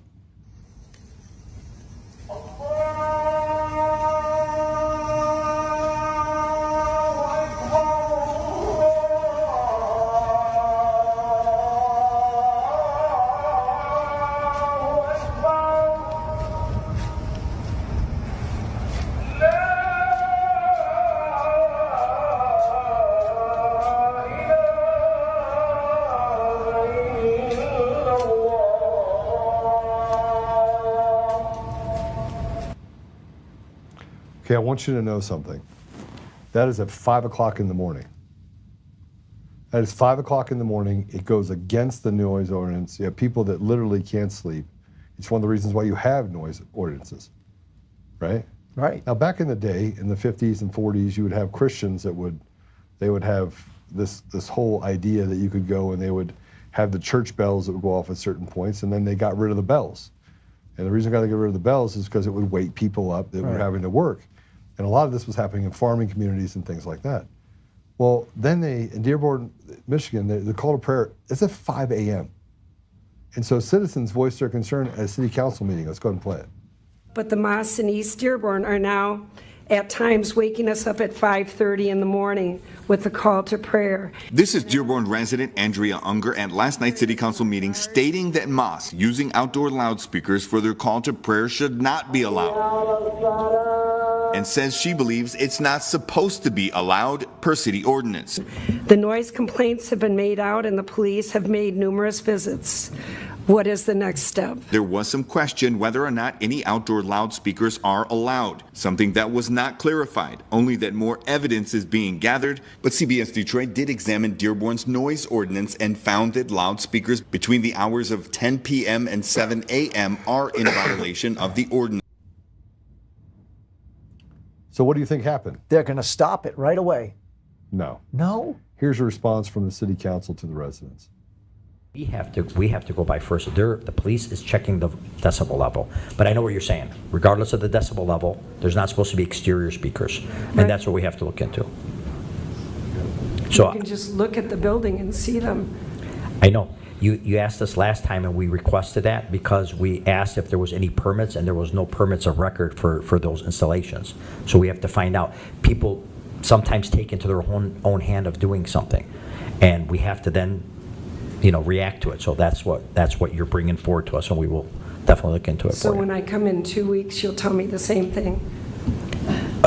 Ms. Unger, I think that's extremely unfair. This has been 2 years. Ms. Unger, I know. It's been 2 years. 2 years she's been going to the town council meetings. For 2 years, and 2 years, this is what this clown's been doing. This is why people lose their mind. This is why people decide to take things Matters in their own hands. That's exactly right. This is why you get to tiki torches, and this is why they control my voice. They control many voices on social media, is for this exact reason. This is the reason why they control it. And then we get to free speech. Like I'm not allowed to say what I just said. The last two shows that I've had, by the way. Show about pornography, Pornhub being owned by a rabbi, the Rabbi Shmuley that owns the dildo factory, OnlyFans being owned by a Ukrainian Synagogue of Satan Jew. I mean, we have a real problem. We have a really big problem. Free speech is under attack everywhere. I'm not allowed to talk about that. I'm not allowed to talk about the next day when I said the DA down in Colorado Springs, El Paso County, Eric Holt, he has him red-handed committing election fraud. The ADA calls Daddy, who represents the fire district, who fired Eric Holt for uncovering it, and Daddy represents the fire district. The son represents the fraud charge for election fraud, dismisses it the same day that he decides to take the deal for the fire chief. It's a big cabal. It is a big cabal. It's a big cabal. And free speech is under attack. And more than free speech being under attack, we have complicit judges all over the country. A vast majority, 80, 90, 95% of these judges are sleeper cell terrorists. They're terrorists against the United States, against the people of the United States. I mean, they've been doing it with every executive order that Trump does. Everyone. They're striking down. And the thing is, they're never held accountable. And until you start holding these judges accountable, it's not going to stop. There's no penalty for what they're doing. This is why I talked. This is why I talked specifically, and I said specifically that at some point, Derek, we're going to have to rip the Band-Aid off, and we're going to have to say, look, we're going to take care of the criminals. You put them in the place. The judges, we have to set it up to kick the judges out. We have to sign the Insurrection Act and recognize that this is an active coup against the American people. By the judges. By the judges, because they're the ones doing it. Right. They're the ones saying that I have supremacy over the President of the United States. They're the ones that are standing in the way of us actually uncovering and getting to the bottom of election fraud, because they're the ones that are acting and saying, per se, I find that there's already defamation. So now the jury just has to decide to what level and whether or not it was malicious. Right. Right? So they're already standing on the scales of justice because they're just terrible people. But you're only going to have so many people that get away with taking this much money off the table from people before people lose their mind. Before people lose their mind and do whatever they have to do. And it seems like they're pushing and pushing and pushing. It's almost like they want it to happen. No, I don't think they do. I think that they are relying on the consciousness of people. I just think they haven't realized that the consciousness of people are at the place where they don't want to live in a country like that. Right. And we're not Great Britain. Like we're not these other countries. We're fighters. We like to fight. But look what they're doing in Canada and Great Britain. It's Yeah. unbelievable for free speech. So let's talk about Tucker and Nick Fuentes. Nick Fuentes and Tucker Carlson. So Tucker and Nick Fuentes sat down, and Tucker was called to be neutralized by Josh Hammer. Now, I need to show you this tweet. Josh Hammer, calls for Tucker Carlson's execution because he dared interview Nick Fuentes. So what double standard? When Josh Hammer, calls for Tucker Carlson's execution because he dared interview Nick Fuentes. There's radio silence from the chosen ones and their minions. Where are the calls for hate crimes and inciting violence? On Monday evening, the most dangerous man in America, Tucker, sat to interview a confused millennial. The fox, Tucker, is now comfortable, ensconced in the hen house, and unless the fox is neutralized, the victim could be the entire extant GOP coalition itself. Unbelievable. So I want to read part of this to you because it is interesting that we actually look specifically at this. Let's see if I can get it right here. He says some more stuff in here that I thought was interesting. They refuse to concede that an American might support close-knit U.S.-Israel relations, not due to moral or financial blackmail, but due to an earnest assessment that the alliance furthers Americans' interest. Do you believe that? No. Why? I mean, you have the same mix-up in your family that I have in my family. These people have been assaulting free speech and expression ever since COVID began. Yeah. And it's really gotten out of hand. Would you loathe a tranny a la agua the same way that you would loathe Ben Carson? No, because Do you loathe Ben Carson? No, I like Ben Carson. I like his ideology. Do you like the tranny a la agua? No, I don't like these tranny You know, I think bad people should be looked at as bad people, and good people should be looked at as good people. Are the Jews that are a part of this cabal the same as the Jews that are in Israel? Of course not. Are the people that are in these cabals that run the financial institutions and are overrepresented all over America and have brought degradation and brought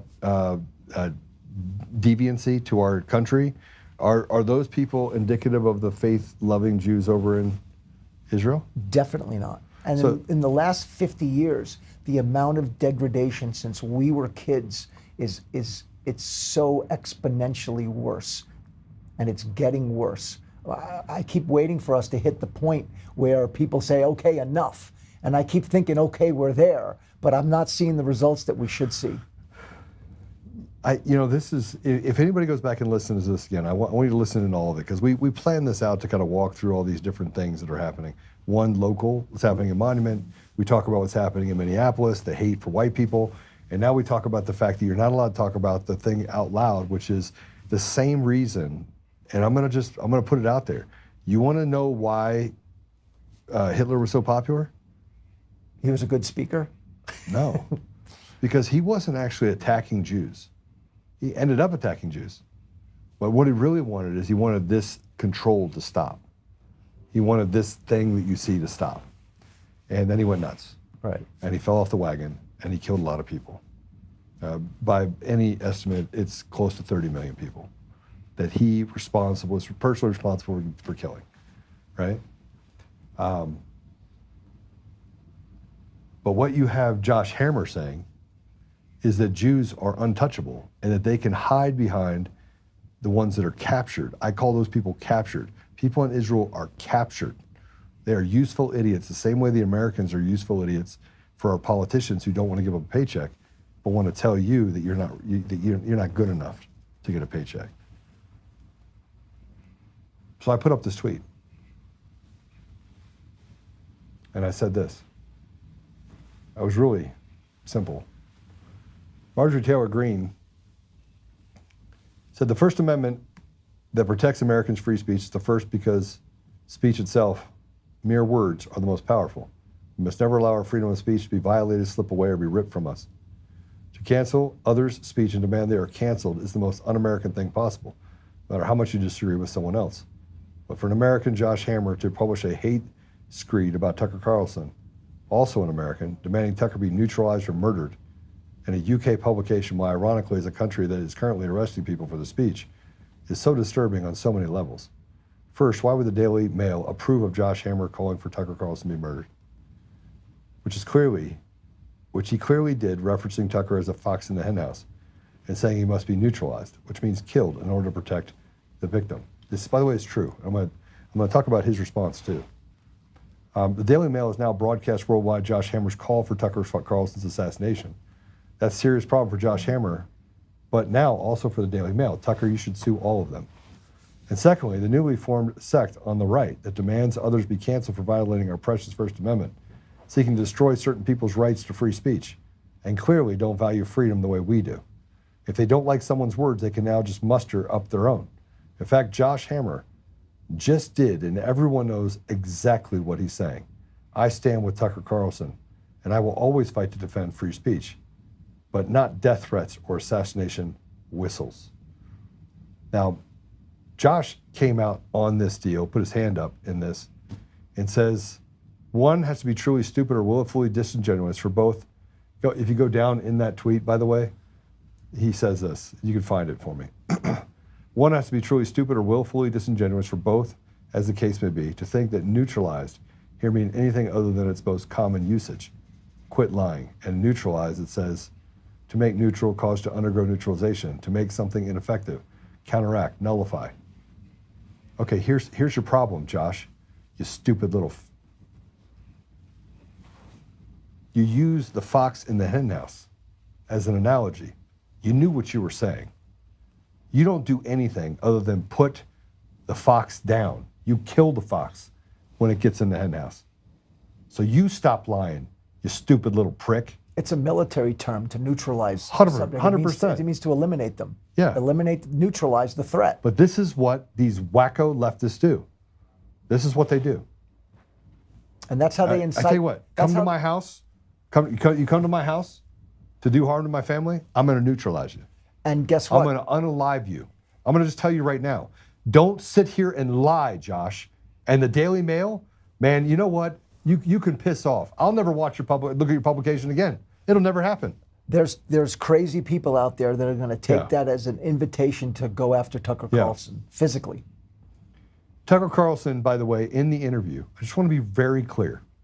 In the interview, do you know what he asked for? No. Stop killing kids in Gaza. Do you know what Nick Fuentes says? Stop supporting these radical synagogue of Satan assholes that have taken hold of the American culture. You know what the end result is? If you get rid of them, you stop the people of Israel becoming victims of the entire world thinking that Ben Carson is the same as Tenney Aliagua. Yeah. Right? And we can't get to that place. We cannot get to that place. We cannot get to that place. It is impossible to get to that place if we allow them to capture our speech and to call for the death of Captain Obvious at this point, because that's what Tucker Carlson is. He's captured freaking obvious. So I said very clearly, Josh, you're trash. You're nothing but a piece of trash. And by the way, if you want to say you only got 15,000 people on Twitter, I did that in a year, never advertising anything, by the way. I had 200,000, they canceled that. Got to 29,000, they canceled that. I'm at 15,000. I watch my tongue pretty well now, don't I? Lately. Yeah. So, I mean, will they cancel me again? Yes, I don't know. They will. And I don't care. I'm still going to speak the truth, Josh. And by the way, I've accomplished more in my life, in my pinky, than your stupid ass has done your entire career. Because I built everything I have, and I didn't step on the synagogue of Satan to get to the place where I wanted to silence Americans. But you did, you little prick. All right. You know the best part about this show? What? That at the end, after we get it all out, we pray it all out. Pray it all out. I want to do this, though. We got Josh Hammer, after his comments describing where he sees Tucker Carlson doing, this little prick had something to say. Let's go ahead and listen to the stupid little prick. Go ahead. To me, that is what the Tucker wing is trying to do. They're not trying to kind of have an inclusive movement, right? They're not trying to kind of have a marketplace of ideas, kind of free for all conversation. That's what they would have you believe. That's actually not what they're interested in doing. They're trying to burn it all down. They're trying to destroy the current iteration of the American right, literally destroy it root and branch, and then build something new in its stead. All right, let me just put it this way. I'm not the rabbi that has Pornhub in every state in the United States that 2 billion people a month go and watch. Right. Right? That's not me. Oh, that's right. That's a rabbi. But I'm trying to burn it down. Tucker Carlson's trying to burn it down. We're all trying to burn it down. But the midget's not trying to burn it down, Derek. No, you know, the moral compass of this country has been falling for decades. And in the last 10 years, it's gotten to the point where it's too much. And we need to bring it back. And I don't know how we're going to bring it back. You beat the living shit out of the midgets. That's how you bring it back. I'm not you want to know how you bring it back? You stop little midgets like that calling for the assassination of Tucker Carlson. That's how you bring it back. You don't let a little midget sit on the thing and say, they're not for it, they don't want you anything. All right, Luigi, I got you. I got you, Luigi. Can you imagine how much money has been spent on security for all these people that the left has been going after? What did I just show you? You know, security all around. I got hammer and jack, baby. Let's go. Let's go. Right? Yeah. I run out of one, throw one down, bam. I'm going to put 2 in your chest. I don't care anymore. I'm sick and tired of having to look behind everything because somebody wants to silence us for speaking the truth. And it is. And now this stupid little midget doesn't want to talk about what Tucker said, just wants to call him an anti-Semite, which Tucker Carlson is not an anti-Semite. He's a humanitarian. That's what the guy is. He's always been that way. Someone attacked him literally at a park in New York City. He was fishing, and the guy didn't like him. So he came up to him and started giving him a hard time. And Tucker diffused him, and he's like, yeah, I like to fish. It's kind of fun. You see, I'm going to catch his fish, right? A lot of restraint. Because he's a nice guy. Right. Right? He's a nice guy. But you can't be a nice guy anymore. You can't be a nice guy because you got stupid midgets and you got the Daily Mail that decides. And by the way, this is why people don't like me. They don't like me. Why, they don't like tell the truth? Because I tell the truth. Right. Absolutely. Well. And Josh Hammer, you're a punk little bitch. I'm just going to tell you right now. You're a punk. You're a punk. You've never accomplished anything, right? Never accomplished anything. You're a talking head that literally stands up for these radical people that have done nothing but destroy our country. When you call yourself a rabbi and you go after children and you build out stuff like stepdaddy on Pornhub and sleep with your stepsister on Pornhub, and you have OnlyFans that are degrading and teaching kids to give away their bodies and to be promiscuous, that's your little tribe, Josh, of the synagogue of Satan. So piss off, you little midget. Okay, now we have this reporter that went back and forth with Gavin Newsom. That's how I really feel, Derek. Sorry. I know how you feel. All right, I was just to make sure you knew. I wasn't sure I was very clear. You were clear. I wasn't very clear, right? I got a big fight, by the way. I put something up on my thing, and people said, you have to bless Israel, bless, bless, bless. And I'm like, God does not tell me to bless Pornhub people that walk around saying they're rabbis, right? And they're like, oh, no, you have to forgive the sin. Sin and evil are two different things. Listen, Israel was the one that was the biggest country to force their citizens to be vaccinated. Yeah. You know. Because the people are held hostage. They are held hostage. Treni Alawagwa, Ben Carson, okay? Treni Alawagwa, whatever the heck you want to call it, Agaga, all you guys down there in Colombia now that are hanging out in the prison, God bless you. Yeah, right back where they belong. It's a difference. And I don't agree with what Nick Fuentes says about them all being in one bucket sometimes. He speaks the wrong language. They're not all the same, right? Right. A Toyota is not a Lexus. All right. Here's a reporter and Newsom that went back and forth about transparency because he's so mad, that little, Newscomb is so mad at President Trump, is so upset at President Trump for tearing down the East Wing. Man, you know what? They've done it 20 times over the last 250 years. Oh, but Trump did it Did you see the timeline that Trump posted on the official White House thing? Did you see where he gives the year in Monica Lewinsky, and then he shows when Obama had the Muslim people in the White House, and then he has Hunter's crack discovered in the White House. Did you see that timeline? Yeah, cocaine. It was fantastic. It's unbelievable. Anyway, President Trump, get Tina Peters out. I'm going to say it again, get Tina Peters out. I'm headed to D.C. in 2 weeks. I'm going to sit down. I don't care if I have to sit outside and be like, hold us. I'm here to see President Trump.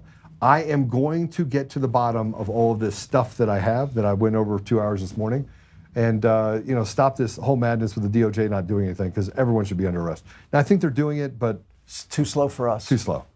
Here's New Scum talking about this project. It's what, a couple $1 billion being grifted from the people of California. Can't answer the question. Go play it. I have an off-topic question, but I think both of you mentioned the ballroom. I want to first acknowledge that neither one of you are leading the Capitol Annex project, but Mr. Attorney General, you voted to approve it in 2018. Mr. Governor, the Department of General Services, which you oversee, is part of it. It has been 3 years since the legislature updated the public on the cost of that project. It is happening right now. I think maybe one of your windows could probably oversee it. You can see the construction is happening, but yet the legislature's Joint Rules Committee refuses to provide an update. We've reported that they have violated the Legislative Open Records Act. They are continuing to withhold public records.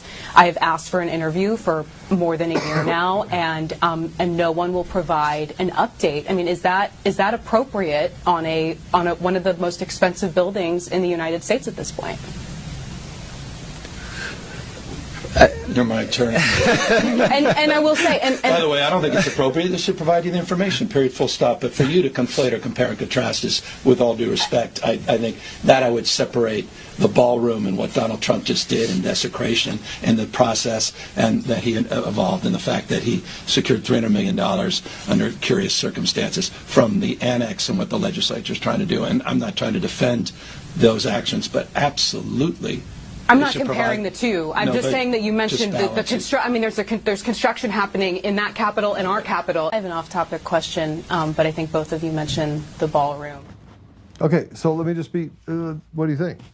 I don't know. He's trying to insinuate that he got $300 billion from some nefarious. It's over $2 billion since 2018. It's still not done. 7 years later, in the Capitol, still being done. Billions of dollars spent. Not one person will account for $1 that's been spent in there.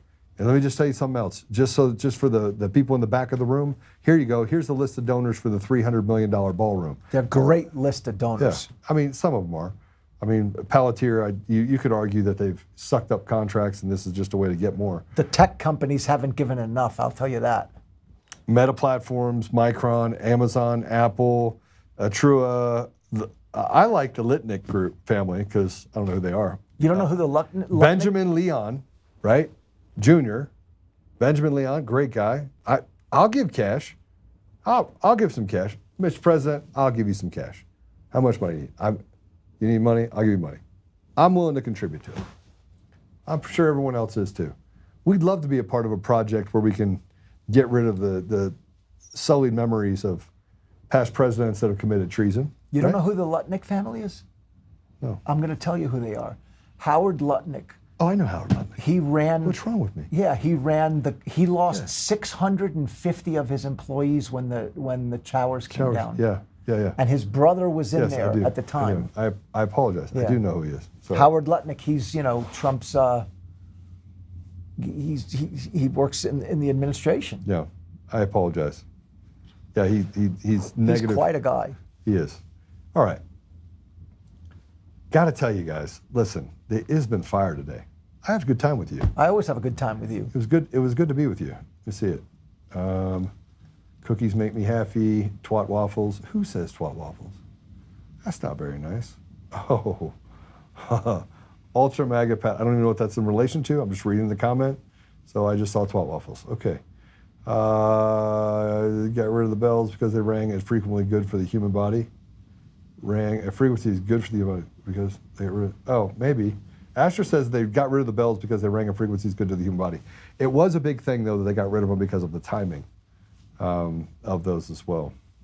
But really good to see you, Astra. Charlie says fine and should be good for 100 plus every minute they play. Full part of the English breakup. Trying to see stuff that's interesting. You guys aren't talking to each other. They're saying stuff to me.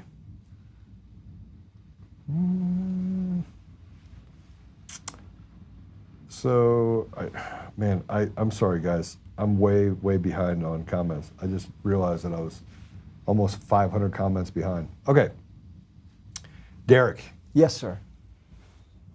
We have a brother. His name is Dave Bear. And Dave Bear is he had his second week of chemo treatment where he had to be in the hospital for it.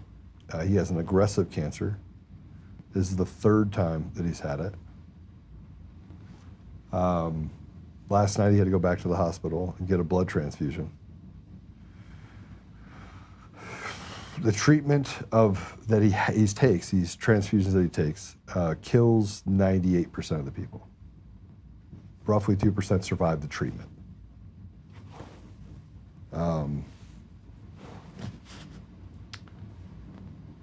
I'm asking for everybody to pray for Dave.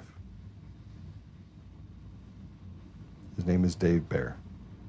Without Dave, I wouldn't be alive. He saved my life in 2020. Blood ox was below 70. I had COVID really bad. Couldn't taste. I gave up alcohol. So did you. Years ago. I gave it a year ago. But I couldn't taste it. That's how I figured out that I was sick. I was drinking a bourbon. He's still taking ivermectin. He's still taking fenbenazole. He's still taking all the stuff he needs to take. But he is our brother.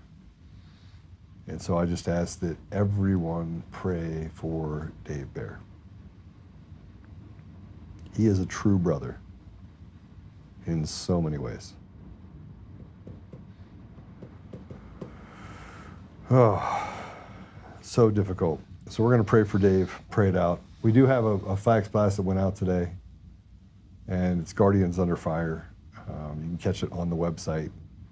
I'm not probably going to read it. If you could just take that, by the way, copy and paste it into the comments, or where they can actually read it. I want them to read it, but I really want to pray Dave out at the end. Can I get people to follow you?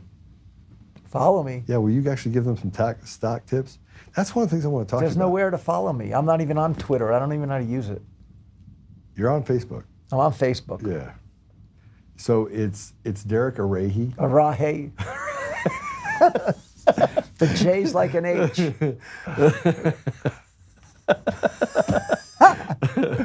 Oh. What? Pat said something? Let me see what Pat said. Pat says, never heard of that. That's not true.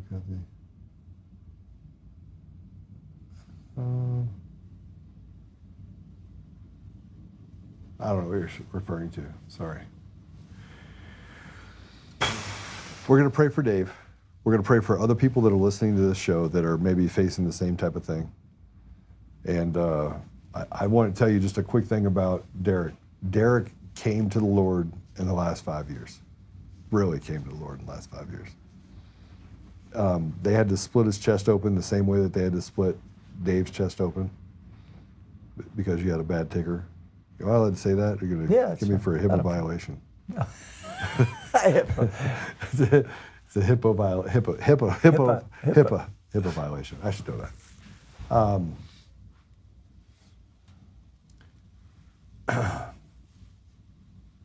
But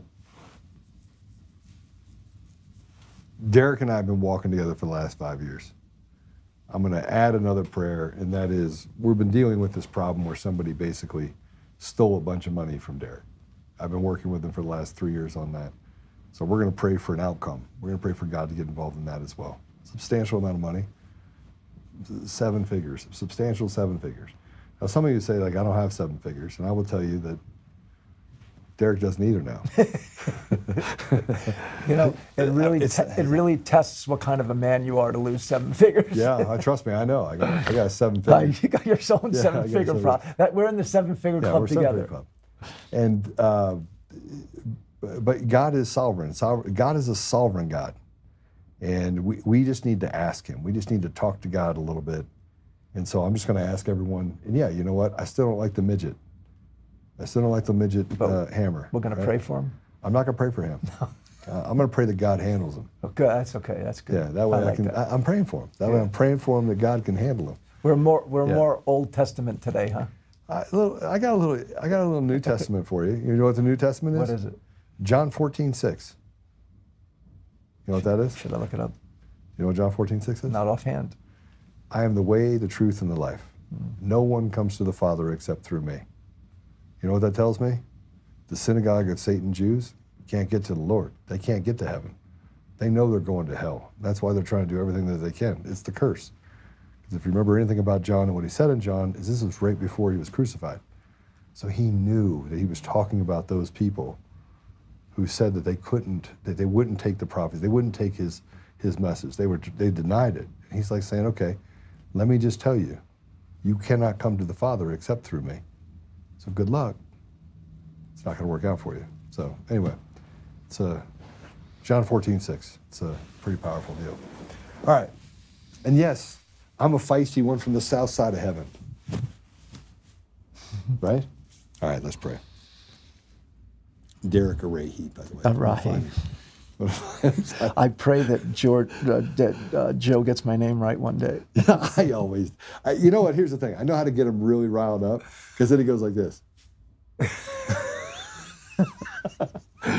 And if that's the worst thing I do to him, we're in great shape. We're in great shape. All right, do you want to start us out and then I'll finish this? You want me to start it? You sure? Yeah. You want to pray first? Just leave it open. When you stop praying, I'll jump in and pray. I want to pray for Dave Bear. Lord, hear our prayers and please help him. Give his family comfort in his time of need. We've been praying for him at our breakfast every Tuesday morning. And let's pray for Joe as well. Give him some peace. Go ahead, Joe. Pray for me. Oh, Father God, we are so grateful. You know, we are grateful for the talents that we have, the abilities we have, the experiences we've had in our life. We're grateful for this great trial and tribulations that we have today. We're grateful to be a part of whatever this is, whatever we're trying to work out, both here in the U.S. and around the world. We're grateful for the great revival. We're grateful for what TPUSA does. We're grateful for what Dave Bear has done. I'm grateful for what Derek, my brother, has done. I'm grateful for the brotherhood that we've been able to create. I'm grateful for the people that are listening.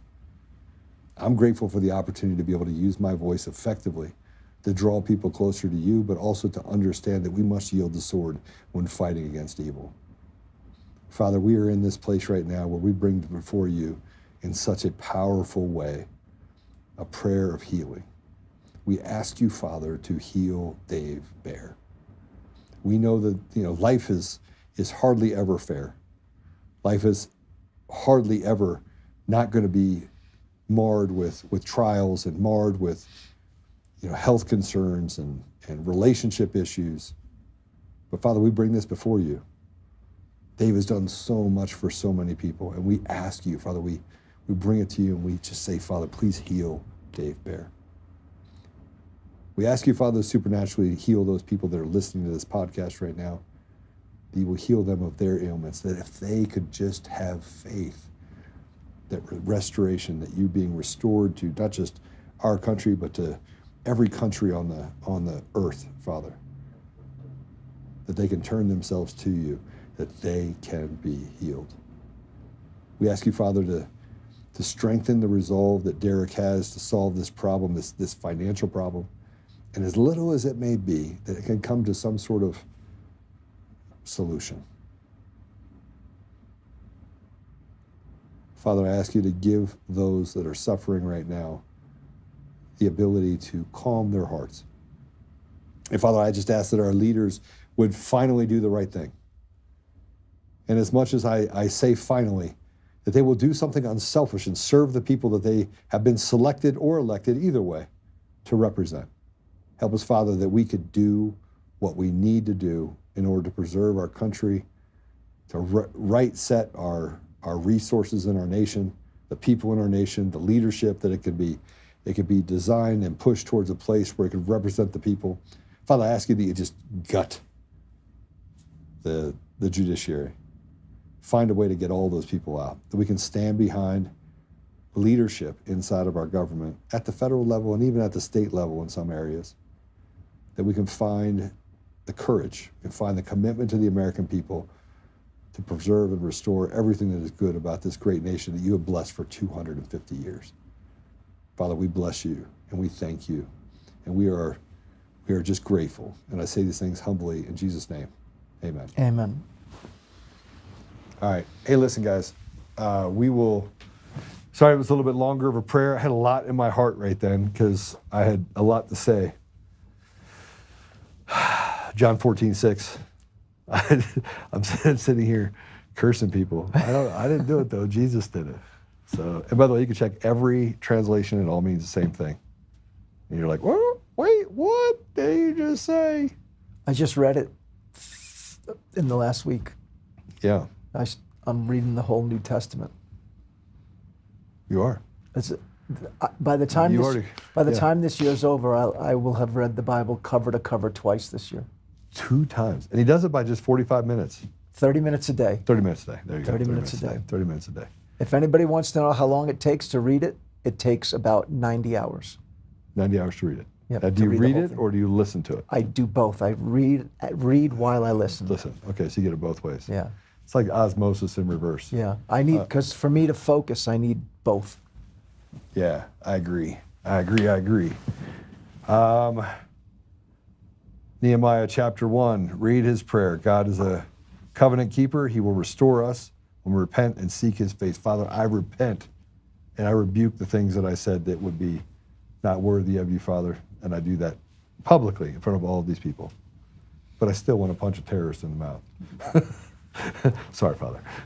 See, I think God has a sense of humor. Of course he does. Yeah, I think he does. I mean, he had me, right? He had both of us. All right. Hey, God bless you all. And to all, a good night. Good night.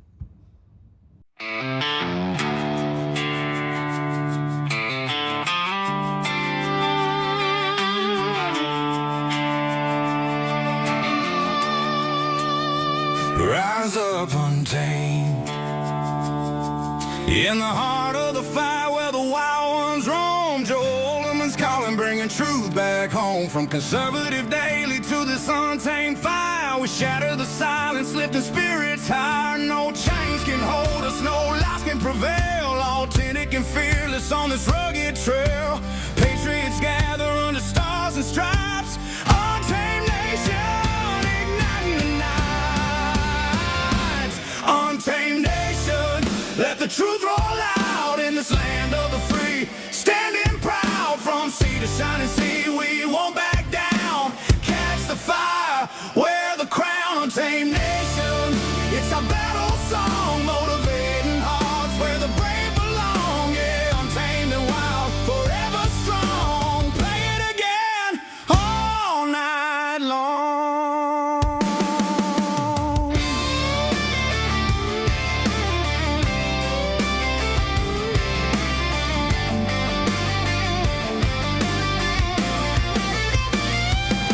Break the mold, chase the real, no more games, time to heal. Joe's voice leads the untamed crew.